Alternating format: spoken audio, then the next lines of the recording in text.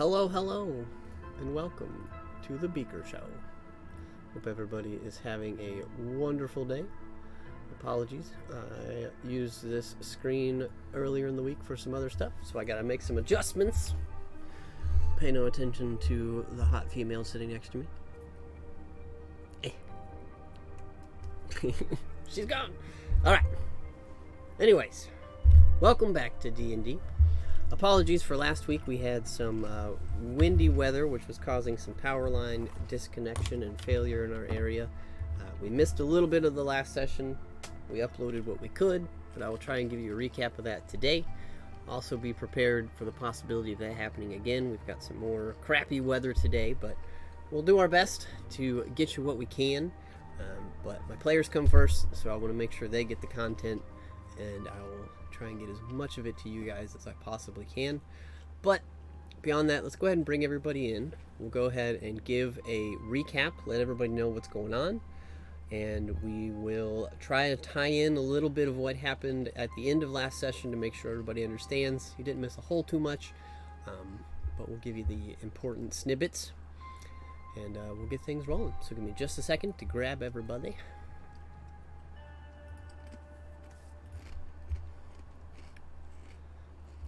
Alrighty, so you are all present and accounted for, so we're going to go ahead and give you a recap.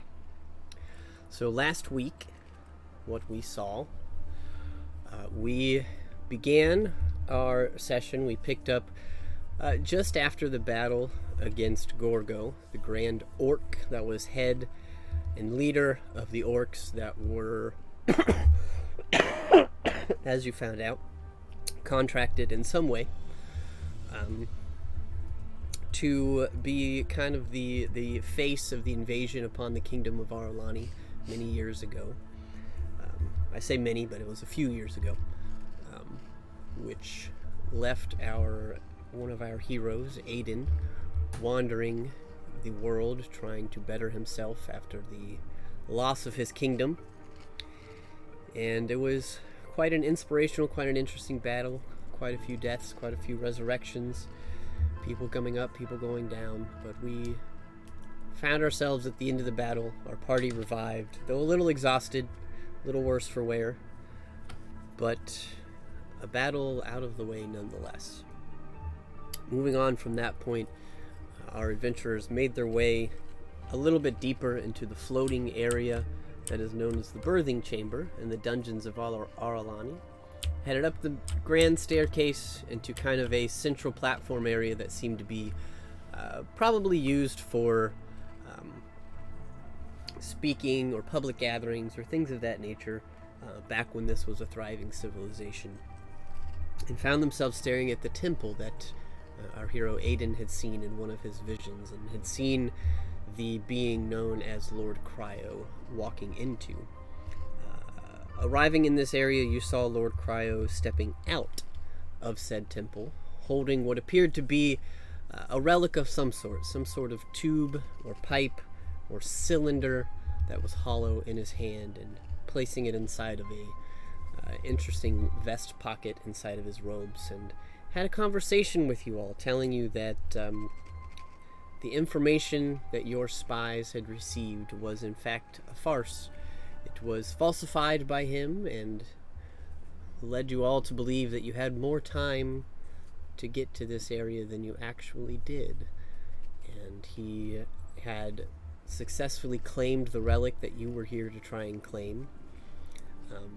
But given the circumstances and what was going on, for some of you, that was more of a secondary objective than others, as one of the main purposes for coming back to this area was to try and free this civilization, this town that the orcs had renamed Leswall, but you all knew was the kingdom of Aralani, the central point, the capital city, so to speak, which you did, and he congratulated you in his own way, telling you that he was done here. He had no more need for the city, and you could do what you wished with the orcs. He had kind of filled you in on a little bit of lore information, some background stuff, that the orcs were indeed working for him for some reason, and that he had worked with some of the High Council of Auralani in order to basically take over the kingdom using inside help, at which point he imprisoned the backstabbing traitors as he double-crossed the double-crossers, which had some benefit to you, but was not overall helpful or words you really wanted to hear. But nonetheless, he had a brief conversation with you, basically taunting a little bit, showing his power, and telling you that he was off to search the desert. It seemed to be a destination that he would be working on at some point, though you're unclear as to whether he was headed there now or not. He didn't seem pressed, he didn't seem urgent. Seems like maybe he's about as in the dark as you guys are as to where the last piece of this relic you're all vying to get is actually located at the moment. Upon which he summoned a portal that he was about to step through when your bard Bink attempted to use the Feeble Mind spell. Did a little bit of damage, which he seemed to shrug off, and spoke a word into the mind of Bink, and Bink felt his light force blink for just a moment as he was nearly instantly killed. But thankfully, because of a reinvigoration that was given to him by Bahamut, by a choice made by Aiden, he had enough life force to sustain himself, and Cryo was a little bitter. But the rest of you, taking that as a hint, decided to stand your ground and not go after him at the moment, as he stepped into a portal and disappeared from this area. After which you guys kind of gathered yourself a little bit and decided you might as well take a look in the temple, as you had seen another being, some individual was inside. You caught a glimpse of them. It didn't take long for you to figure out that Bink could not go through the doorway.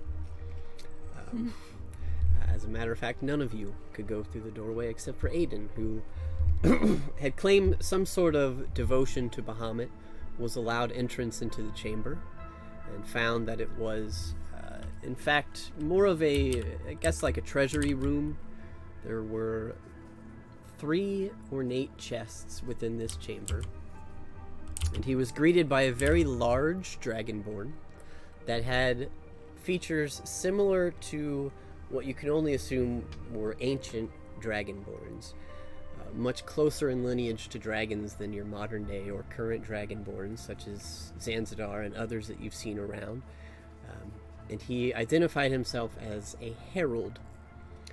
He was in fact the herald of the great worm Hotnow, whom you all knew at this point, or had discovered, or were able to put together, was the child of Bahamut and Tiamat, that had once been corrupted to try and destroy the world by its mother, and cause the conflict and the tear in the relationship that ended with Bahamut imprisoning Tiamat in the center of the 9 rings of hell. You also found that each of the dragon gods that were represented here, each had their own herald for a time. However, gods, it's nearly impossible for a god to kill a god, so most of their disputes or things of that nature were handled by others, such as their heralds. And you found that there was a battle between the heralds of Tiamat and Bahamut, and the herald of the third, Polyachronos, was more of a peacekeeper, had also gotten involved to try and quell the storm that was raging between the two of them, and unfortunately in that battle all 3 of their heralds fell, and thus there was only one herald in this family square that was left alive, and it was Hotnow's, who was assigned to him in order to make sure that he received what he needed in order to maybe someday ascend to godhood alongside the rest of his family, his mother, father, and uncle, presumably. And that he was then tasked to guard this chamber in the place of the 3 heralds that were lost in that battle. You also discovered, a couple of you maybe had this revelation before, but Aiden certainly clicked having this conversation, that it appeared that what was going on in this world is that whatever this relic is that was broken up into these 3 pieces, and whatever significance the Ruin Stone has in the completed artifact, it is now apparent to you that Tiamat and her agents, presumably Lord Cryo, are trying to get a hold of this relic, as it would have the ability to reawaken Hotenow. And Tiamat would again be able to start corrupting Hotenow. However, you also learned that it wouldn't be beneficial to just wake him, unless there was a substantially quicker way to corrupt him than there was in the past. Which is what kind of led you to believe, as you know, the Ruin Stone has the power to change a being. You're not sure how that specific power works or what needs to be done to the stone itself in order for it to possess that type of capability. But you do know that the Ruin Stone can be used in a way to immediately rewrite someone's being, change their alignment, contort or distort them however the user seems fit.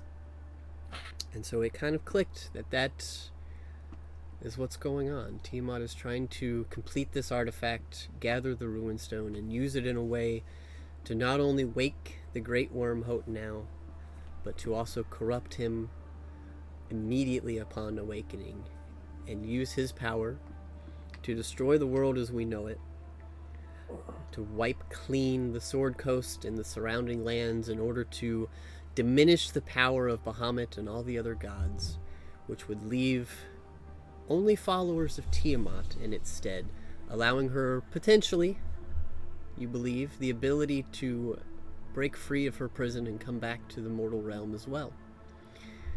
So, with all of that laying on your mind, you decided to take the steps you needed. And your first step was to finish the job here and then look forward. So Aiden, having this conversation, realizing that he had passed a test set forth by Bahamut, claimed championship to this deity, and was granted a gift. He was able to pull from the crate in this room, and he found within it a sword that he had made, but had been inscribed with draconic ruins of an ancient tongue and given a portion of the powers of Bahamut. And he was given a choice as to which of the powers that he would like to take with it, and he chose the power of justice, giving him the ability to utilize the sword as a significant, though not quite fully powered, breath weapon of Bahamut, which is quite an interesting feat, quite an interesting sword nonetheless. But upon receiving this treasure, made his way back out, conjoined with the party.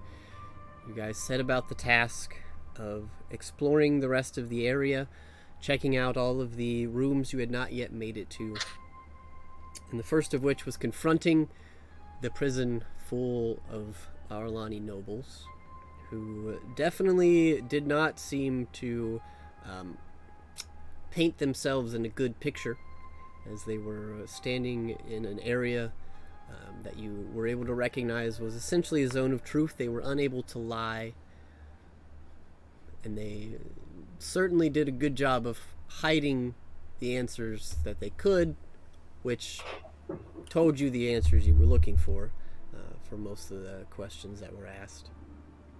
But you decided to leave them alone and travel around. So some things that you found, to shorten it a little bit, is there were a few areas that had housed some other Arlani civilians of varying class. You did find one room that held what seemed to remain of the Arlani forces. There were some soldiers, some more fit, more elite. You also found a room that held people that had divine powers. It was a more significant room, as it seemed to have magical dampening on it to prevent them from being able to utilize or contact their deities. You set them all free, asking them to join you in the middle of this area so that you could eventually make your way out as a group. Other things you found was a temple to Tiamat, which was still being housed and taken care of by two elven individuals, very ancient elven individuals that were followers of Tiamat's religion when it first began. You were able to decipher that they were more neutral in standing. They weren't true evil themselves, as they had begun their journey with their deity prior to the calamity of their battle, this fight that set their alignments, you could say, back when the dragons were just dragons, doing their things as gods. Had some shenanigans. Zanzibar had asked for some healing for Aiden and received some healing himself, but being that Aiden was a champion of Bahamut, he instead was hurt by the healing powers of these two. But it was very quickly shown that it wasn't intentional. It was just the way these deities worked. Moving on from there, you found a temple to Polychronos that was abandoned and seemed to be in quite a state of disrepair, had a lot of broken furniture and other things. And Zanzibar decided to take some time to clean it up and maybe see about making a connection here, kind of doing his own thing for a little bit. So you left him there for that. Made your way back up to the audience area, seeing the throne room behind it. Stepping into there, realized that this was a temple to the last of the gods. This was a temple to Bahamut. Though everything that was left in this chamber prior had been piled up and burned. Everything seemed to have been very intentionally destroyed. And in a similar fashion, we left Aiden at this point to clean and kind of find himself and focus a little bit here. After a time, both of you had found some items and had made your way back towards the group as well, having found that all of the civilians, clericals, remaining soldiers and all had gathered on this central platform. You then saw the approach of the king and queen, who were found in a small chamber to the side. The king was not great. He was not horrible. He was an interesting man that seemed to be more out for himself and maybe just enjoyed the clout of being king, and was not particularly nice to the queen, and was making a show of joining the group, at which point the queen took this opportunity to push him off the edge of the platform. And though your players, or though your characters don't necessarily know how deep this pit goes, you as players and you as the audience know that she basically pushed him into the center of the earth. So he will be falling for about an hour until he either disintegrates or hits the molten core of the center of this planet. And basically told everyone that it was worth it. She let it be known that unfortunately, the king did not survive his time in captivity, and that is the story that will be presented. You also found out that she is the actual lineage-wise heir to this throne. The king at the time had married in, so she is the bloodline that actually sits upon the throne of Aralani Kingdom. So there were very little qualms about what had happened, so to speak. And basically joined you guys as you began to usher these individuals out, taking them sections at a time through the crystalline fire back into the main dungeons underneath Aralani, step by step. It took you a little bit of time to get everybody there. But once all of the civilians had been transported, Aiden made his way back in by himself, and approached once again the prison that was still encompassing the nobles that had betrayed their kingdom. didn't say a whole lot to them, was pretty resolute in his decision, and used some of his newfound powers to create an earthquake targeted on that room, which caused the bindings, the chains of this chamber to begin to snap. And it slowly dislodged itself from the rest of the platform and plummeted down out of sight and presumably, for all intents and purposes, out of existence as well. Thus solving the issue of the backstabbing nobles and leaving quite a few open places and quite a bit of politicking that's gonna have to happen once you get back to the surface, but at the moment it seemed to be for the best, and as far as you know, nobody's probably gonna complain about it. But after that adventure, you began to make your way back to join the rest of the group, passing once again through the crystalline fire, I believe, finding yourselves outside of that chamber. And as I said before, I'm not going to move all of these tokens back, but everybody had crowded out, made their way outside of this chamber as the fire was still raging. It didn't go away or anything of that nature. But that is... Ooh, hold on, my screen just jumped. That is where we find ourselves now. So you guys were beginning to talk about some plans, talk about some things that you wanted to do. I know there was mention of taking the civilians and grabbing the other civilians that you had found down here and potentially walking back through the mountain pass that brought you guys here. It was a couple days journey, a roundabout way. I think there were some opinions brought up that it was a dangerous path, though it would certainly work. It's definitely one that you know. There's also a group of kobolds back there watching over a few individuals that you had saved as well. So that was certainly something that you could do. Another thing that was brought up by the Queen was the realization that you were only a couple hours away from the forces of Neverwinter laying siege to the city above and hopefully clearing out the orcs that were there. So there was talk of maybe grabbing some provisions, hunkering down in this area while it was still presumably safe, and potentially just awaiting that time and then making their way back to the surface, utilizing the long staircase that they were all brought down to this area using. So I know that that was mentioned as well as a plan. There was also talks, I believe, of scouring the rest of the dungeon to ensure that all of the civilians had been found. And I believe the only other thing of note that may or may not have been mentioned, but I'll make sure you are aware, you do know of 2 rooms that still house 2 powerful individuals. Whether you wanted to deal with them or not, just wanted to make sure everybody was aware of them. You know of a room that contains a small area that is constantly in flux between planes of existences. That seems to be a resting area, or at least a point of interest for a great sphinx.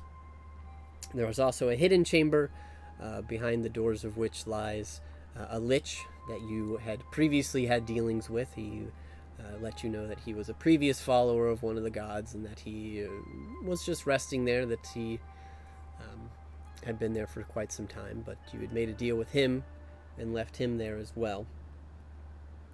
And beyond that, I think that is just about everything that has happened and everything that I wanted to make sure you all recalled or knew about. So anything else would be up to you guys' discovery or your own imagination to go and do or find or talk about.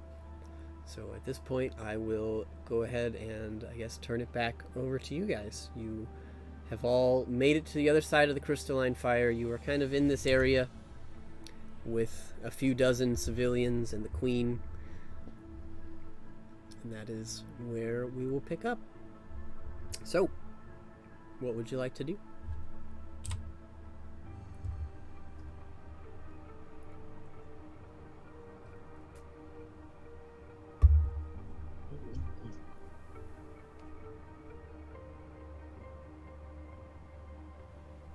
don't think we ever came to an actual consensus on which plan was to be taken. So, Nope.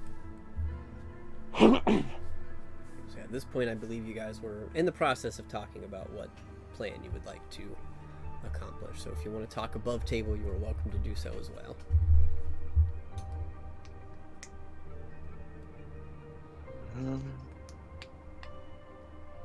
I was actually thinking about it over the last week. I'm gonna make an executive decision right now. I say we're gonna have them hunkered down until the Neverwinter forces arrive. However, we also are going to have ourselves scavenge up some weapons that no doubt have been left behind by the Orcish forces here to sort of at least arm the remaining Aralani forces, so that way they aren't completely defenseless when being left down here. Mhm.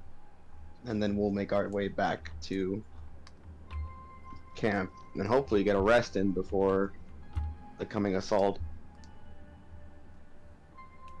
Depending, well, actually, no, we would be taking a couple. That would be a long trip.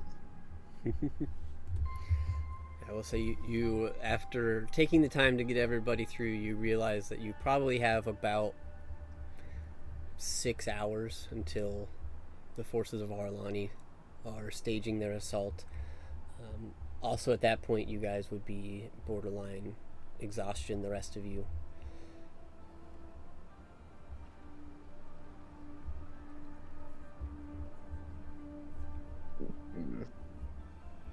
Then we could just hunker down with them. That's what probably is gonna happen. Okay. So we'll gather up some weapons for them, make sure they're at least protected during the night, and then we will hunker down somewhere with them and wait for the Aralani forces, not the Aralani forces, the Neverwinter forces to arrive. Okay. So as you begin to kind of herd the crowd out of this area, probably I could put them into the mansion. And they all can. How many people fit in that mansion? Good question. Because I think we have more than the maximum amount that could fit in the mansion. You are cool enough to stay in the mansion. you are not. You are not. Let's see. It doesn't say how many people can fit. It just says it can't exceed 50 cubes. Each cube is 10 feet on each side. It does not say the limit of how many. It doesn't give it a limit of how many people can fit in. I'm just guessing, like how much space there is, which is a lot. Which I think it would be more than enough to actually fit everyone, if anything. Yeah, let's take a look here. I feel like they'd be packed in like a can of sardines. Yeah, like literally, it doesn't give an actual limit. It just says it cannot exceed 50 squares. 50 cubes, each cube being 10 feet. So that would be 100 by 100 on our tail spider map. So let's just look at that real quick. I can give you a quick representation.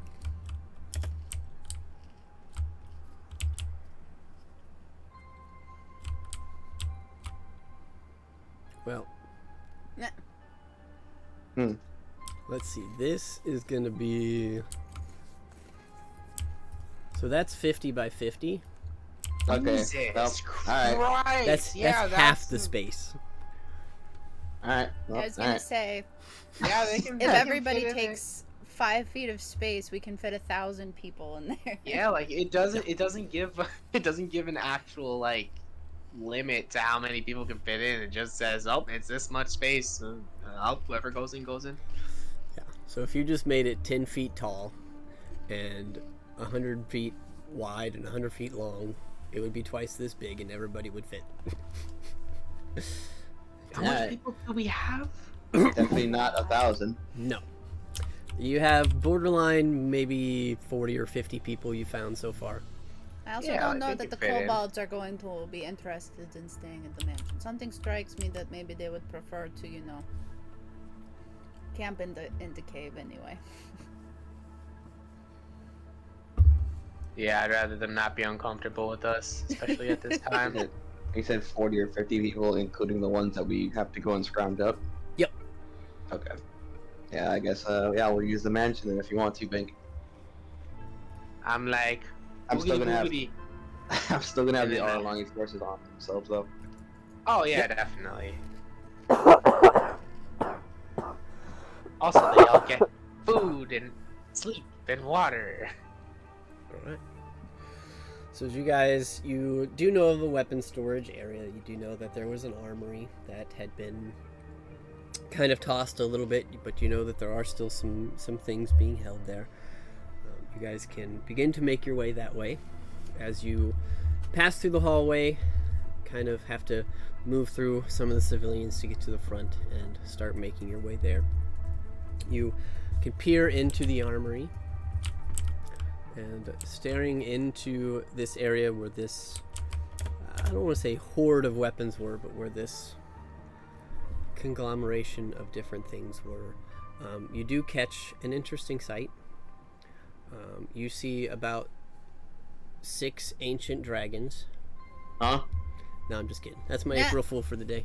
Alright. Holy shit. Damn. You can't fucking do that to me, Chris. I'm not prepared. That's it. Combat. It was an easy one. Fuck. No, you With see you, the, I'm never so sure. We just had an ancient dragon just come out of a fucking door. Like, oh, hi. I would like anybody heading that way to either make a perception or history check for me. You know what? Just because you gave me crap, I'm gonna roll history. Heck yeah. What? And I got a 6. Okay. All right. Now we know why I don't roll history. God. Yeah. I'm definitely gonna roll perception. Otherwise, I'm rolling history with a -2 modifier. Oof. Dang, with the low rolls. Oh my god. Oh, beyond. We just started the game, please.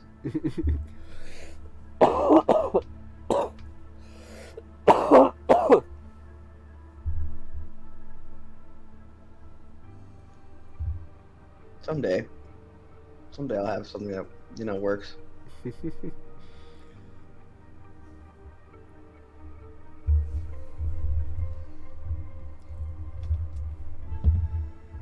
Okay, finally.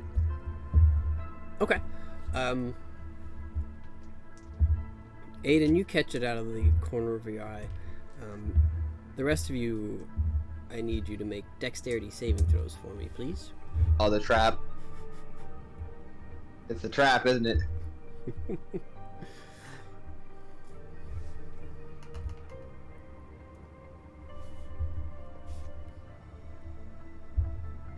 If you're within 5 feet of Blalia, you have advantage, and well, Zan doesn't need it, and Yeah. +5.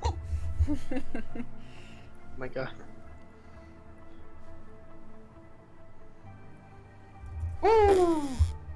Alright.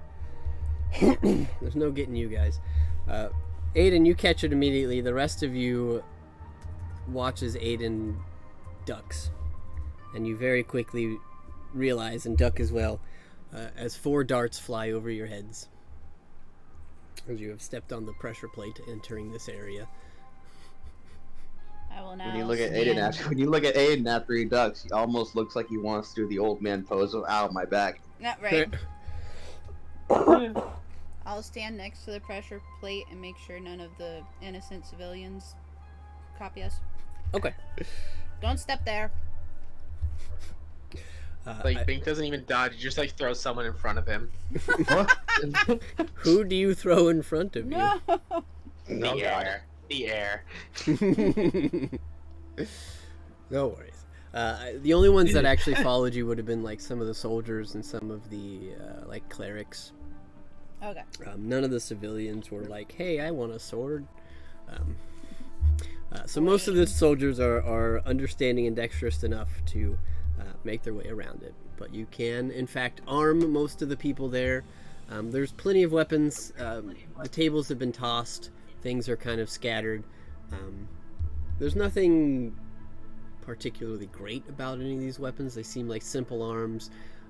Though you do see some that look like they were probably at one point in time taken from the soldiers, as you see a few of them pick up some swords and walk over to another and hand them to them very intentionally, you're gathering that some of these people are probably finding some of the weapons that they called their own at one point in time, and are now being reconnected with them. Are any of them talking? Amongst themselves a little No, bit. I meant the weapons. No. Okay. No. Zydan, you're still the coolest one in the room. Yeah, bro. Nah, I don't know if you can throw radiant fire. That's just me. And I'm in 150 feet. Ah! Stop. But yes, you can successfully arm yourself. You have those weapons on those people. Takes maybe 20 or 30 minutes. It's not hard. Not a whole lot of scavenging to do. But if there are any conversations or anything you guys are specifically looking for, I'm happy to go over that. No, I think everyone's pretty tunnel visioned at the moment. Alright. Well, having equipped them, you guys can make your way back to the civilians. Where would you like to head next?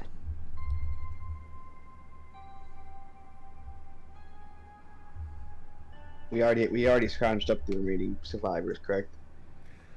You have not. You would need to head that way, but you can. That's what we'll do. Okay. So you begin the parade, making your way back over to this section. And you do find these commoners in the same state they were. The doors are unlocked from your last pass through. You have to step over a few charred orc remains as you make your way into this room, but nonetheless, they are there as in the condition you left them in. And they just kind of sullenly look up, but once they catch light of the queen, you see quite a few of their eyes light up, and it seems like a little bit of hope is restored.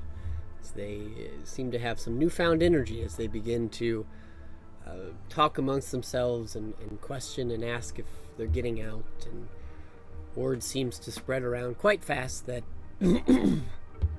their time in these dungeons is nearly at an end, and you see a resounding increase in morale. Yeah, all they will say as they start murmuring is, "Your liberation begins now." You see some nods. You see some people that have probably been very downtrodden, very disheartened for a long time. You see some smiles. Anyone who's not able-bodied or capable of walking? Anyone like looking like that right now, or could everyone like? Not really. I mean, there's definitely a couple people that are a little older in age, but you gather most of the people that were brought down here were probably selected. You gather that these people were probably utilized in some way for their physical prowess, like maybe they were asked to do things down here, and it kind of clicks that a lot of the passageways and a lot of the rooms that you have been in seemed like they were mined out. So you gather that these people were probably the ones that cleared the halls of rubble and debris in order for it to be habitable over the last few years.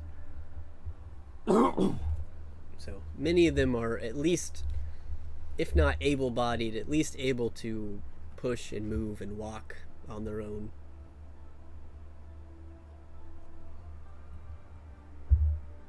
Okay. I think this is the last conglomeration of people, I believe.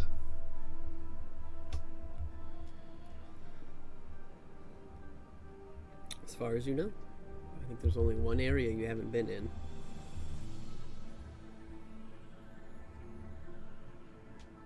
Fortunately, I don't have the time to explore right now. Nor am I going to go and risk it with about 60 to 70 people listening in, so...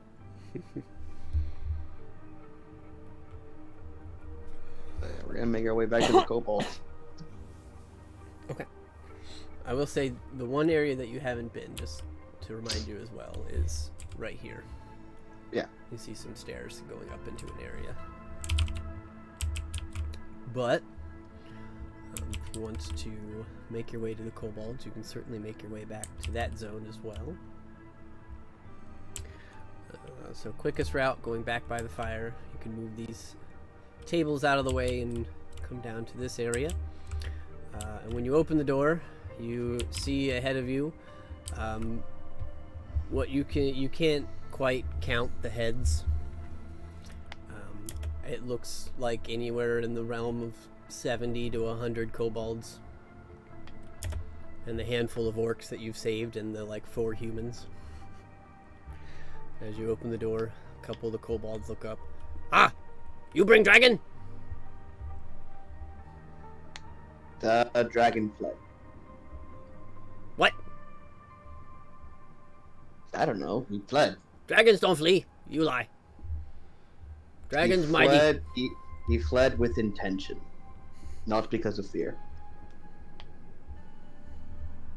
That's not fleeing then.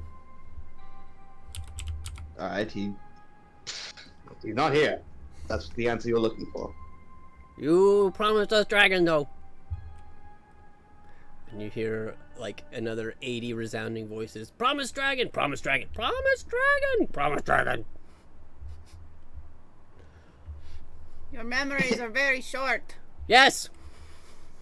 I will write it down. Do I have like any ink or anything? Probably. All right. Well, there's definitely some in here too. Lolly's gonna turn to the wall and write, "After the conflict, Lalia will tell you where to find a dragon."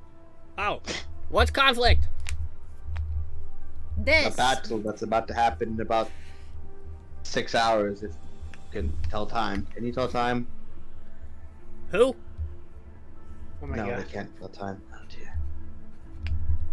dear. I promise you'll know it when it happens. After a very big battle, she will tell you where the dragon is. Okay.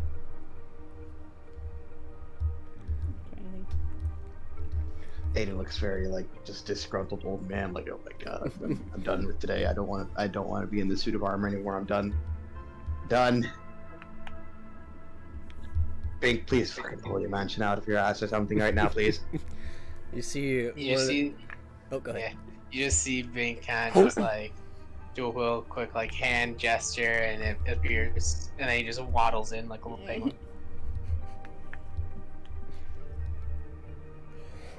You guys something to say, Chris? Oh, and so you see one of the kobolds near you kind of turns to one of the others and says, "Tell Leader Dragon soon. Pass it along." Oh god. If only I had the way to let old Nabo know that she was about to have a lot of company. Oh, you're going to send them to her. Yes, that has been the goal the whole time. She seems at least my more God. worthy of followers than old Dick White Suit, so... You guys very quickly hear the game of telephone. Tell Leader Dragon soon. Tell Leader Dragon soon. Dragon eat leader soon. Alright. Eat dragon soon. That Lalia dragon is gonna leaves. change the beginning I'm of pretty the sure they scene. would kill that one if they ever said "kill dragon soon."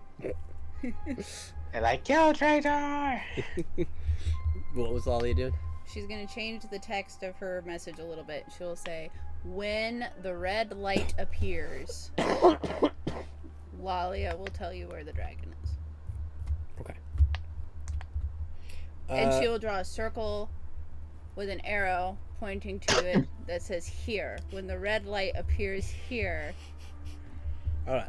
I would like you to do me a favor. I want you to pick a number between 1 and 20. Oh god. 18. Okay. Pick I would like you to make an 55. intelligence check with a +2. Okay. For the kobolds. Oh, I see. Oh, God. I just roll a d20 and Yep. add And then add 2. I think you just set the DC for the roll. What? Nope, I just had a premonition, that's Yep. all. You see a couple of them stare at it. Hold on! Hold on! And you see them like rush back and grab like one really scrawny looking kobold and pull him to the front. What that say?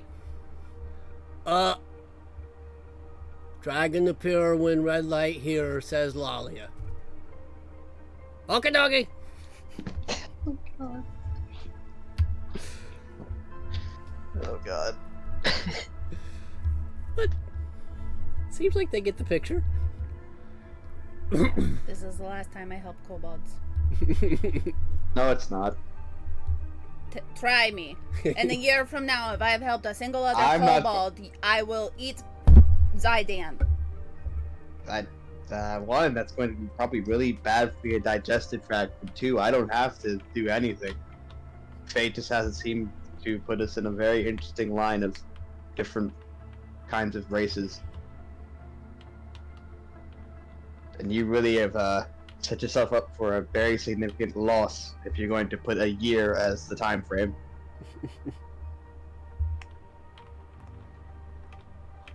I'm confident. I would say insight check, but I'd be rolling. Right. So, A -4. The one time my +5 to deception might actually work. You hear a very stern voice on your shoulder, Lalia, as Zydan speaks up. Bro, I am high in fat and calories. You might not want to eat me. Don't worry, Zydan, I won't have to eat you. wait, does Idan understand calories? Are you kidding me? He better understand calories. Otherwise, he's going to be a very I feel like fat Zydan ball. is on your shoulder reading a damn dictionary in his mouth. Right. Hey, bro, I'm smart. I think maybe he was a sofa in a library for a Really, few what's years. 5 times 3? 8. Duh. I said times, not plus. Oh, what time? All right. Oh my god. Get in the mansion. But And then Lalia, Aiden's gonna start leading everyone towards the mansion. Lalia, you see a goblin come up to you. A little goblin. And he kind of looks up, and you see that he is holding the weapon you gave him. He says, I want to say thank you. Oh, yes, courage. Hello. Hold on, I didn't say it yet. Okay. Thank you. For what? Giving me this sword. Oh, well, you're welcome. I am now the leader of my goblins. Oh. Well, you know, leading comes with a lot of responsibility, courage. Are you ready for that? Yes.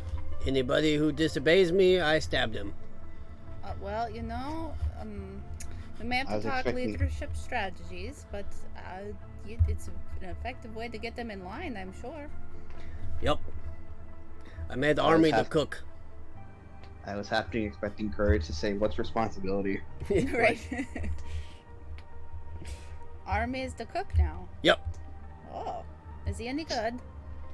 Not yet. He's trying to figure out how to cut things with the knife using his feet because he only has one hand. Indeed. Hey. That, Kind of makes things smelly, but it's working. Mm.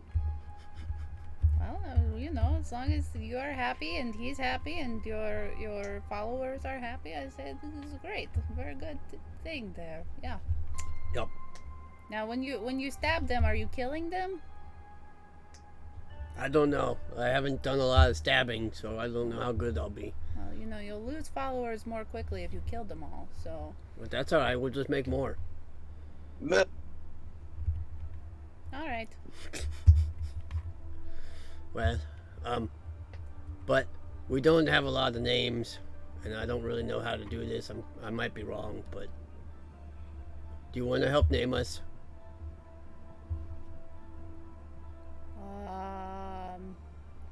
I suppose. Sure. Okay. There are 12 of us right now. Okay, that seems manageable. I think I could come up with 12 names. Said keyword right now. Right. And let me teach you the trick of the juniors and the seconds and the thirds. Oh, that sounds fun. Yeah, that way you can keep using the 12 names for a little while. as you grow. You know, you can use the same name twice if you add Junior to the end. Yeah. Okay. I named somebody and they didn't like their name, so I think we're gonna need some help. Oh, well, what did you name them? Potato? Well, it seems like a perfectly good name to me. Yeah, but they're allergic. Oh, I see. Maybe not Potato. Yep. I don't know that'd many be other the name, ones. not Potato. Maybe. All right. Well, you know, I will think on it. Can you wait a little while to get your names? Yep. Otherwise, it's probably going to be "Ow, my body hurts and I'm tired." Oh, that's a good one. Let me write that. Oh, I don't know how to write. Let me remember that one. All right. Oh my god.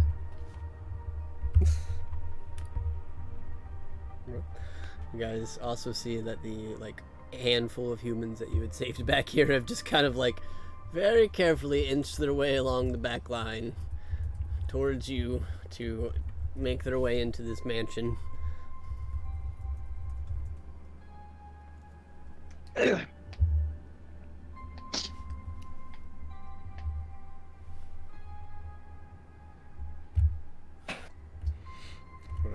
And Bink, you're opening a door, you said? Yeah. Alright. So you open a door to your mansion. Would you like to describe what it looks like this time? Like the inside, or? Yeah, or if it's the same as last time, you don't have to, but I'll give you the option. Awesome. You just see a bajillion Binks just rush out of the corners of the room and just bring food and chunky apple juice and all sorts of other stuff that everyone needs. Wonderful. So Bink blending in to be one of them so they can't tell who is who. So it takes a few minutes, but you do manage to funnel all of the civilians and so on into the mansion, and they are given food and preparations, and there's plenty of small beds and cots and things that you could have prepared. And at this point, the queen approaches you guys as a group. She kind of looks over you all and says, "Well, I'd like to thank you all for your services. I think you have done quite a great deed for the kingdom here, and you, human, what was your name? You said Aiden, right?" That's correct, Your Majesty, in Montrone.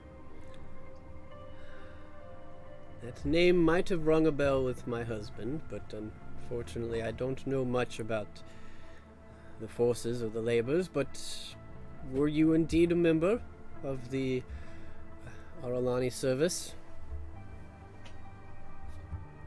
I was. Same with my father. Wonderful. And what was your rank? The character DM, is there any change from what was said in the backstory that I showed you, or is... Nope. Okay.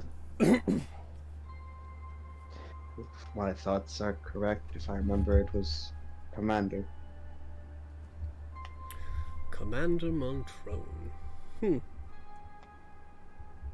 Well,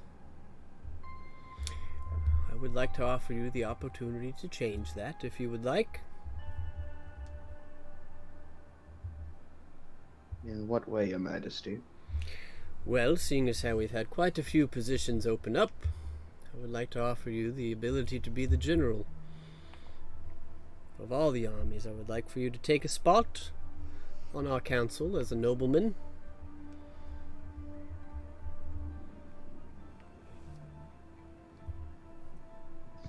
Aiden looks very visibly shooketh. A little bit. Okay. Obviously, you don't have to take the position right this moment, and I'm certain you and your companions probably have more things to take care of around the world, but I would like to offer it to you first. Surprisingly enough, you took the words right out of my mouth.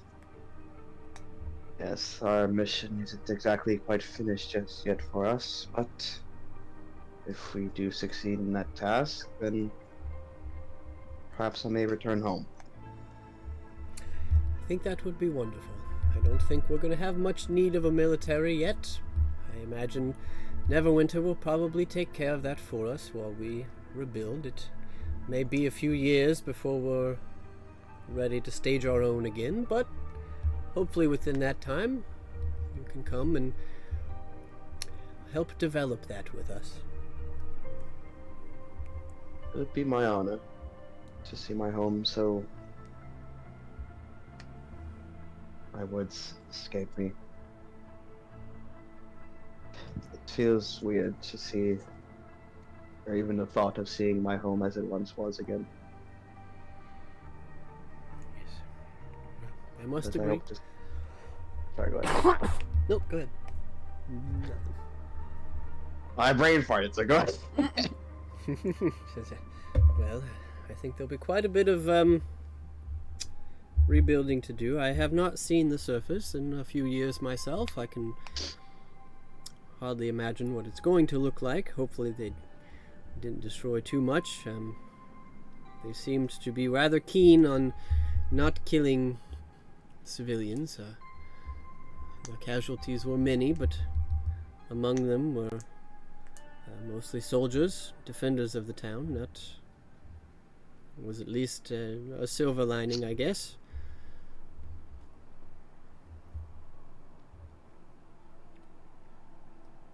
Though I shudder to think it was not the orcs' decision to leave the civilians alive, but I guess that's one thing we can thank that cryo for, is whether it was pity or self-service, he left the civilians at least breathing. I have personal beliefs that it was more for self-service. Yes. Well, either way, we'll take what we can get right now.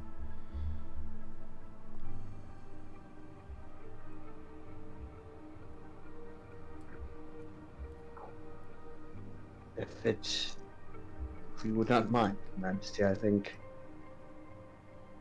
my compatriots and I have earned a well-deserved rest, at least before the coming assault. Certainly. I will help tend to those around. I will do what I can to help. Again, I thank you all, and I wish you speedy recovery, and that your future endeavors go well, and hopefully in a few hours we can officially take back our kingdom. I'll drink to that. Certainly. And she kind of rolls up her sleeves and turns around to start tending to some of the civilians and people around. You see that most of the soldiers and definitely the clerically adept are in the process of healing, restoring what they can, and kind of getting a lot of the people set up in cots or tending to scrapes, bruises, wounds, broken bones, anything that needs mended. They are currently in the process of fixing. That leaves you all in the mansion. Aiden's probably gonna go straight to laying in a bed. Heck yeah. You got it. So you go find a place to lay down. Anybody else? Any conversations you want to have, or anything you'd like to do at this time? Just to clarify, I said he's laying in bed. I did not say he's immediately going to sleep. If anyone wants to talk to him, you're more than welcome to. Cool.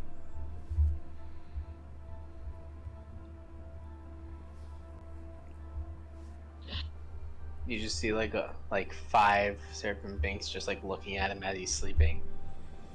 Aiden is too tired to throw shit at them, so They start poking at him now. Are we trying to take a short rest or a long rest? no, this is a long rest. Okay. Because if anything else, it would be going into exhaustion. Oh, okay. Wait,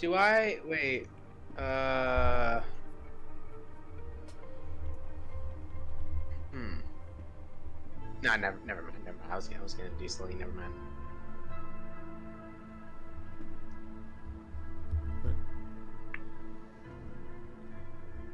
Don't feel like you can. I mean, now's the time. No, I was gonna say I resummon Peter, but I can still only do a 5th level spell now. I just use my 7th level for the mansion. Gotcha.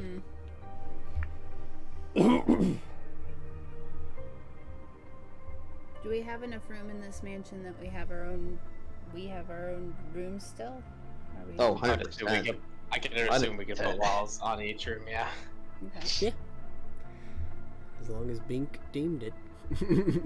Sounds like he did. It's just like as you say that, you just see just walls form on the bed around the beds. Related to that, kind of. How would you rule DM items that reset daily? Do they only reset if the character has taken a long rest? No, they reset at dawn generally. Okay.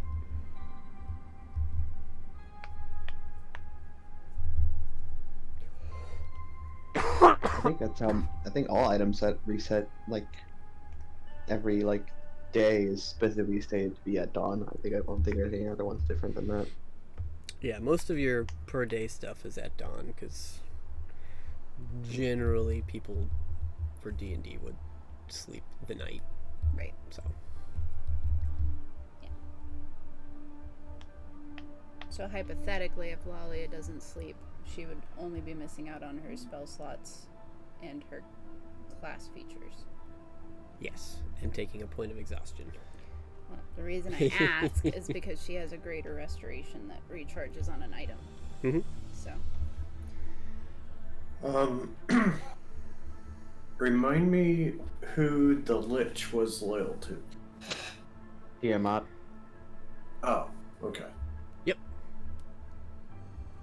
I got confused because he was kind of, sort of not hostile to us.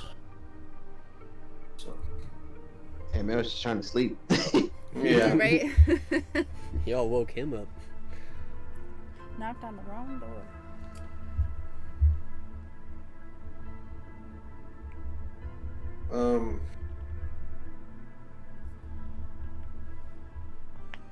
I suppose I have stuff I could do, but I'll wait to hear what y'all are doing.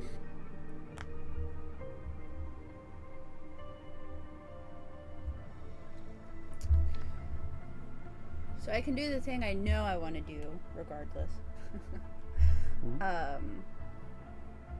Lalia will go to her room and set Zydan down and say, you know, this Artie guy, he's got a weird sense of magic. Right, you're not wrong, man. Yeah, you know, he's been feeding me a couple things while we've been down here. Some new hokey pokey showing up.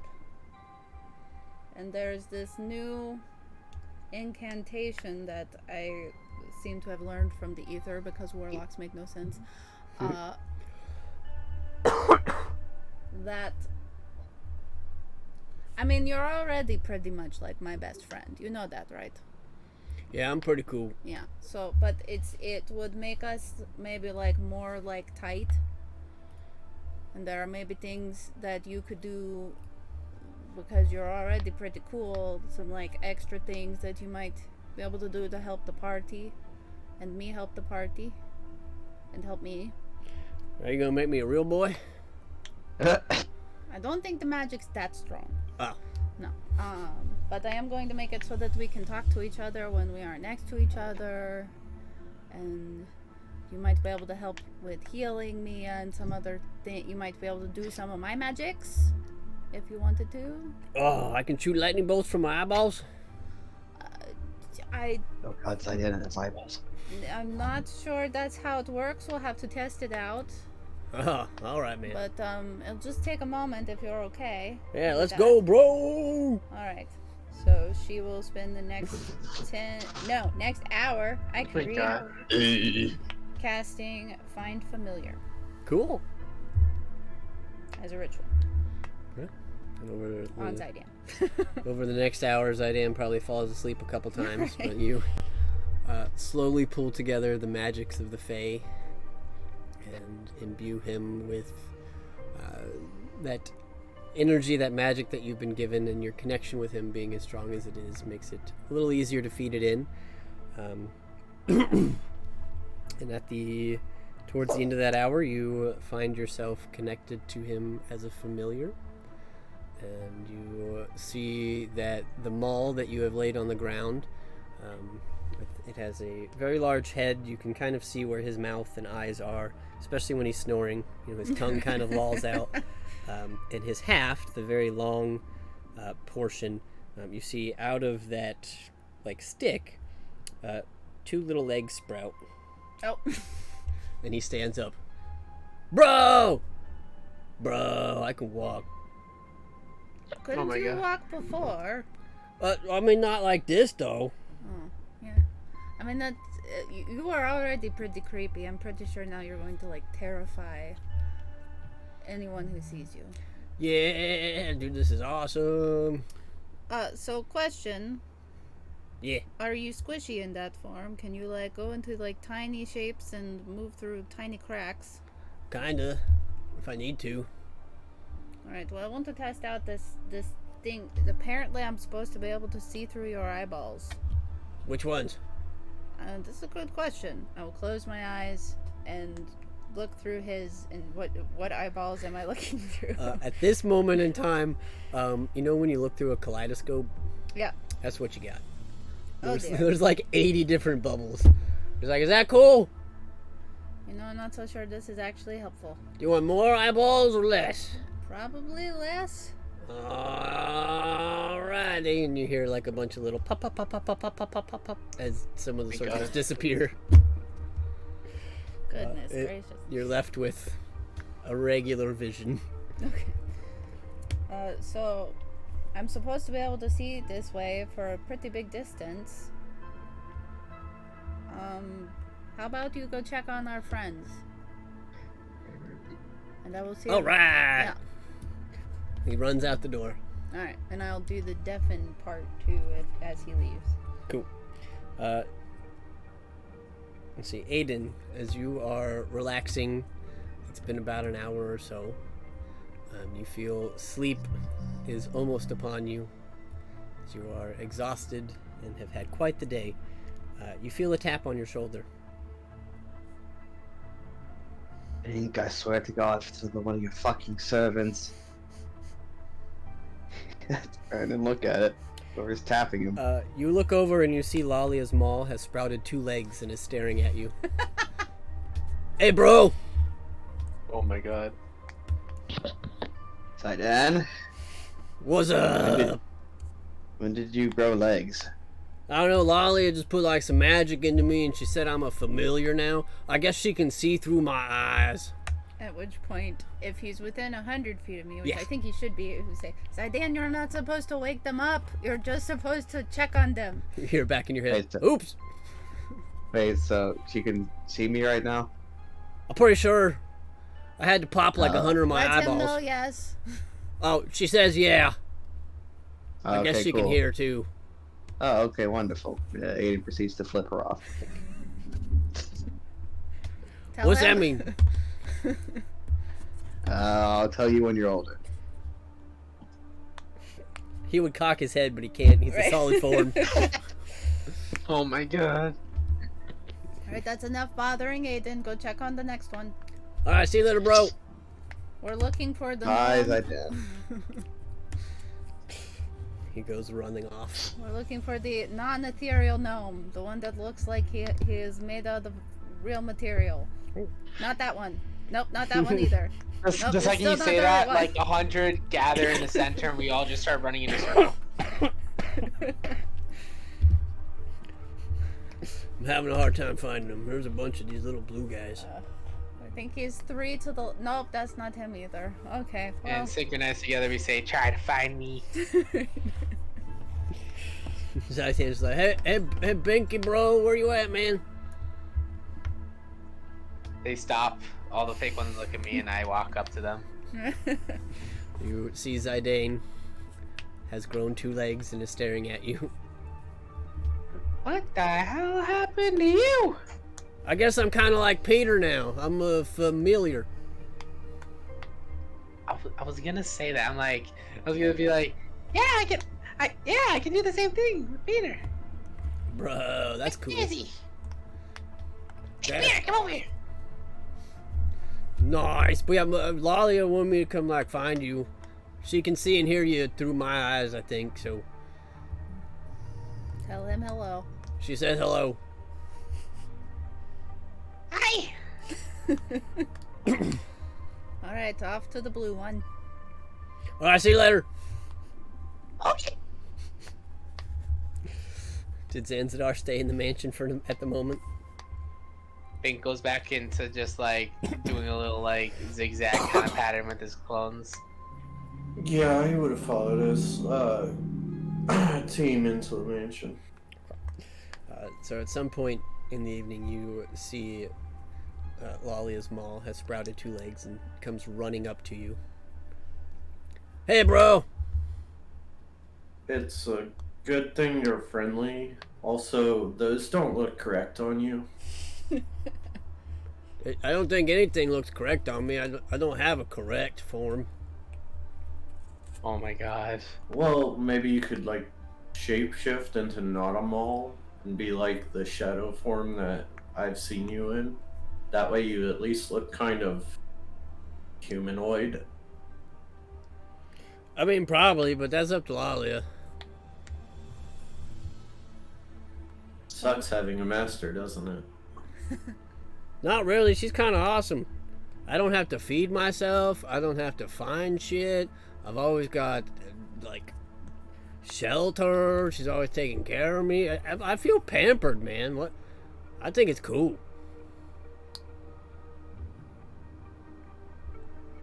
Alright, well. So what's going on?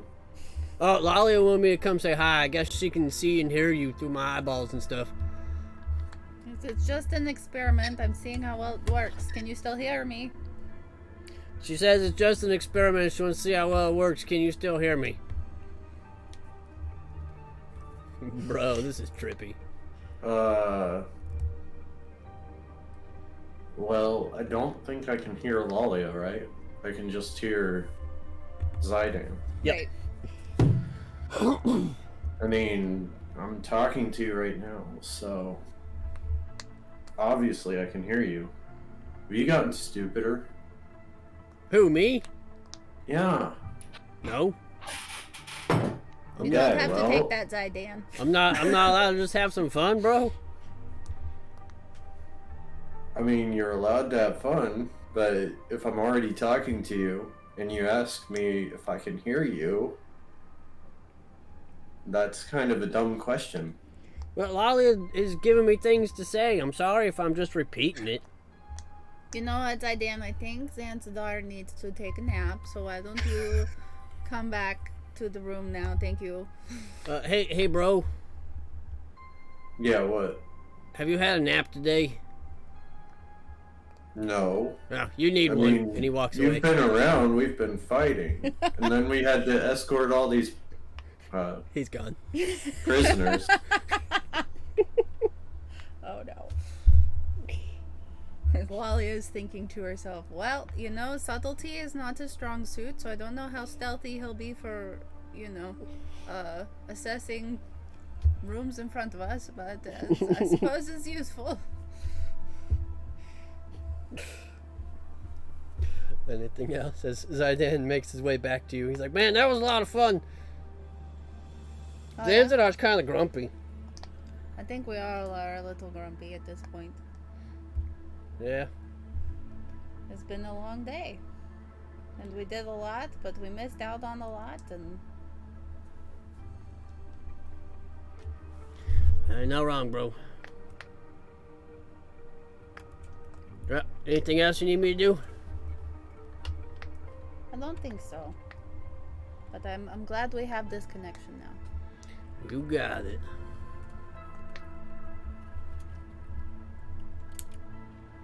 Alright, well, I'm gonna take a nap. You gonna take a nap? Probably. Yes, definitely. I will do that shortly. Alright. Anything else? I'll pass the mic for a moment as I contemplate what's next for Lalia.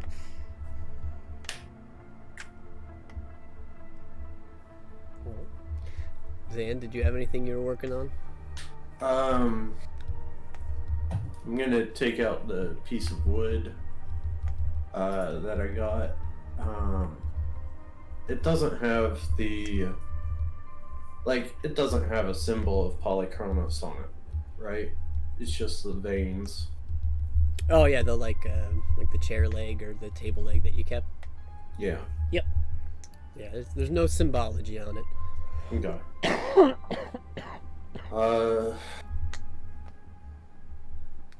First, I'm gonna try and contact this Polychronos. Waking a sleeping dragon. This can go well. Oh my You'll be god. fine. As you focus on it, make a religion check. Okay. Imagine at the very bottom of the pit, that's where he is instead of lava that we're thinking. Right. It wasn't Solid even 10. Okay. You try and reach out, and you're not feeling anything. You've connected with a god before. You've had Tiamat in your mind. You're definitely not feeling that type of connection. You're uncertain as to if you've found him or what it would take to connect there, but doesn't seem like anything at the moment.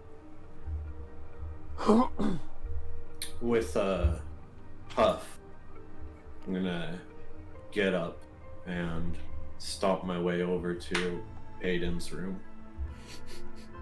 Bang on the door. You still awake? You get no response.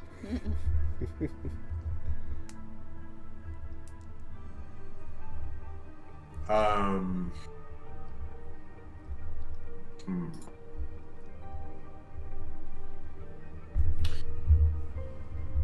gonna use first level Thunderwave on the door. Okay. Not playing around.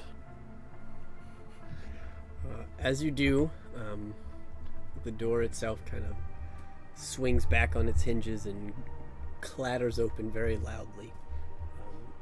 Aiden is definitely awoken by this noise, and you see him in his bedchamber.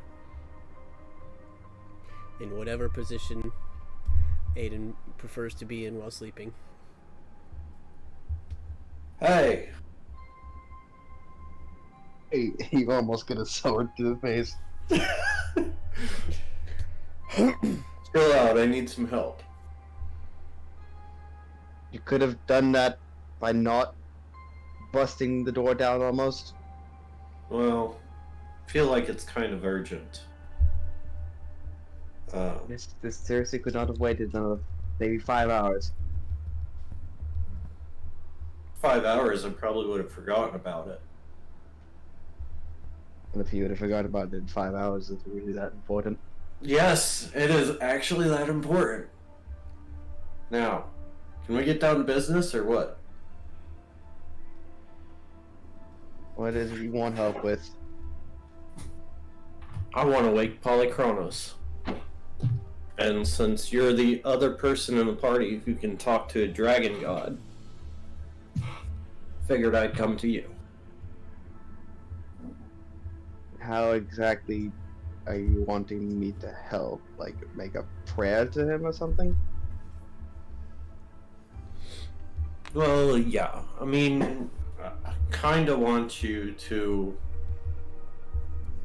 number one, contact Bahamut and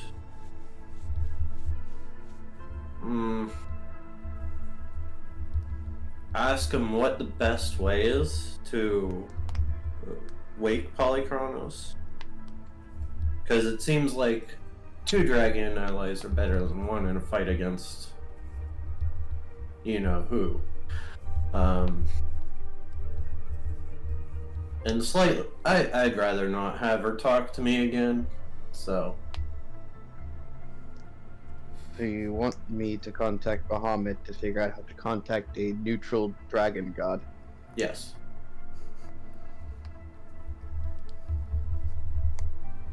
And then, if you're not busy after that, you're good with metal and stuff. Are you also good with wood?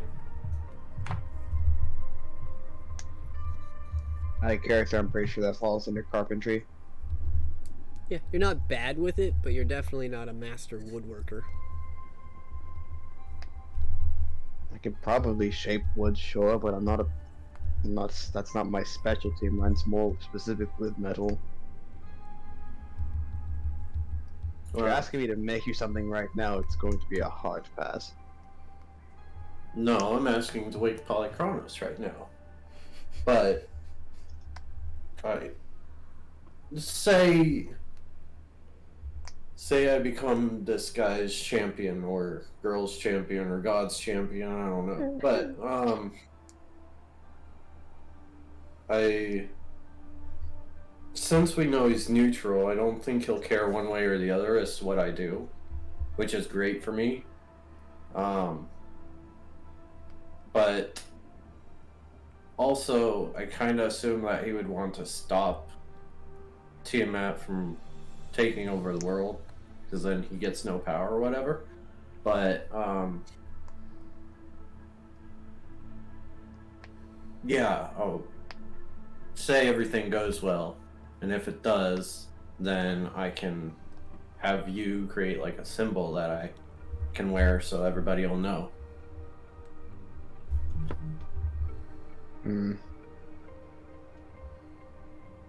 Well, let's go baby steps first here. Let's see if I can even contact Bahamut in my exhausted state. Then I'm gonna attempt to roll religion to try to make a connection with Bahamut.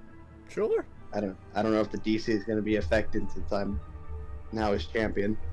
Oh, it's affected enough by your -4, so Yeah. I don't think I'm gonna have to change it very much. Oof. Oof. I got it.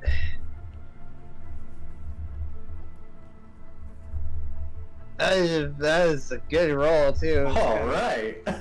Good roll. Too bad it's screw it. Technically, this is still the same day, so daily inspiration. Mhm. Why not? At least cancels out the -2, 21. Well, you've got a -4, which will give you a 16 on the roll. I rolled a dirty 20. Oh wait. Yep. Ah, Because you have a +2 to religion. So it would be a total of 19 right now. You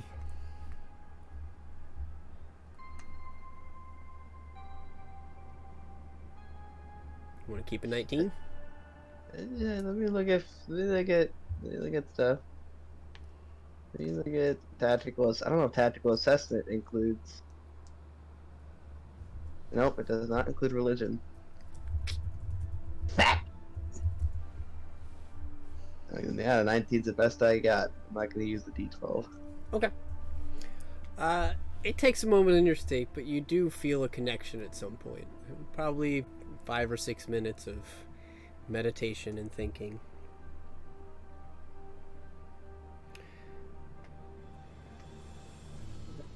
You feel a warmth enter your mind. It doesn't say anything, but you feel you're being heard in this moment.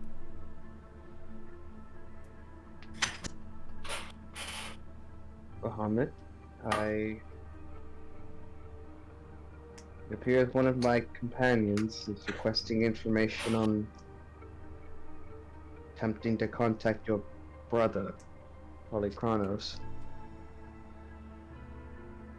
He feels as though that with his assistance, our odds against Tiamat's plans will be much more in our favor. If you have any information that could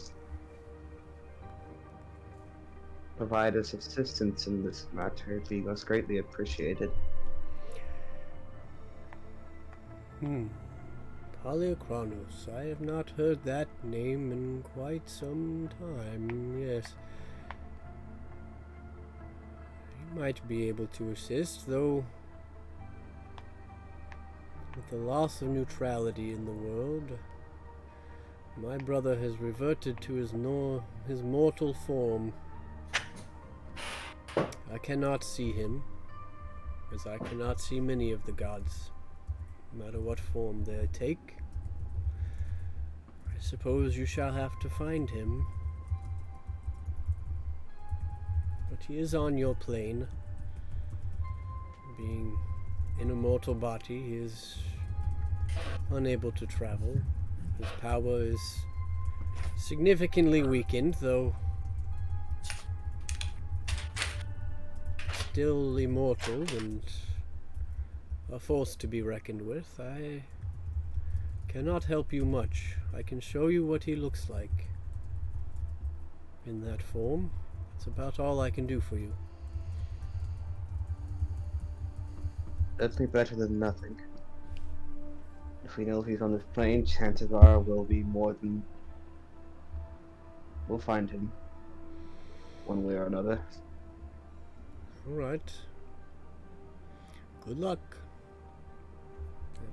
And a moment goes by and you feel your vision of the world kind of get coated in this film, and you close your eyes and you're presented with an image before you. Almost like a minor image, or almost like maybe scrying. You see before you what appears to be a very old dragonborn individual. A long, majestic tail, very lengthy neck, proud horns, though they are doubled over and are currently wearing rags resembling that of a beggar. Looks like tattered brown rags, a walking stick. It looks like they're crouched or maybe sitting on something low to the ground. Their head is bowed. But the one thing that you do get that seems to be extremely significant is Dragonborns come in many colors. A lot of them are chromatic: reds, blues, whites, greens. Some metallics like gold and silver. Even some gem dragonborns have been heard of, maybe not seen for a while, but purples and pinks. This dragonborn is an odd shade of yellow. He looks almost more like the color of sand. Not chromatic, but not metallic. Almost fleshy, somewhere in the middle, at least coloration wise. You can still see that he has pronounced hardened scales. He has a Dragonborns don't necessarily always grow facial hair, but you can see in lieu of having a large beard, he has these chin spikes that just look overgrown and gnarly. And you see that where his two large proud horns come off the back of his skull, there are tons of other smaller horns that appear to be split or damaged or just unkempt, uncared for. Looks like a very haggard, once proud, interestingly colored dragonborn.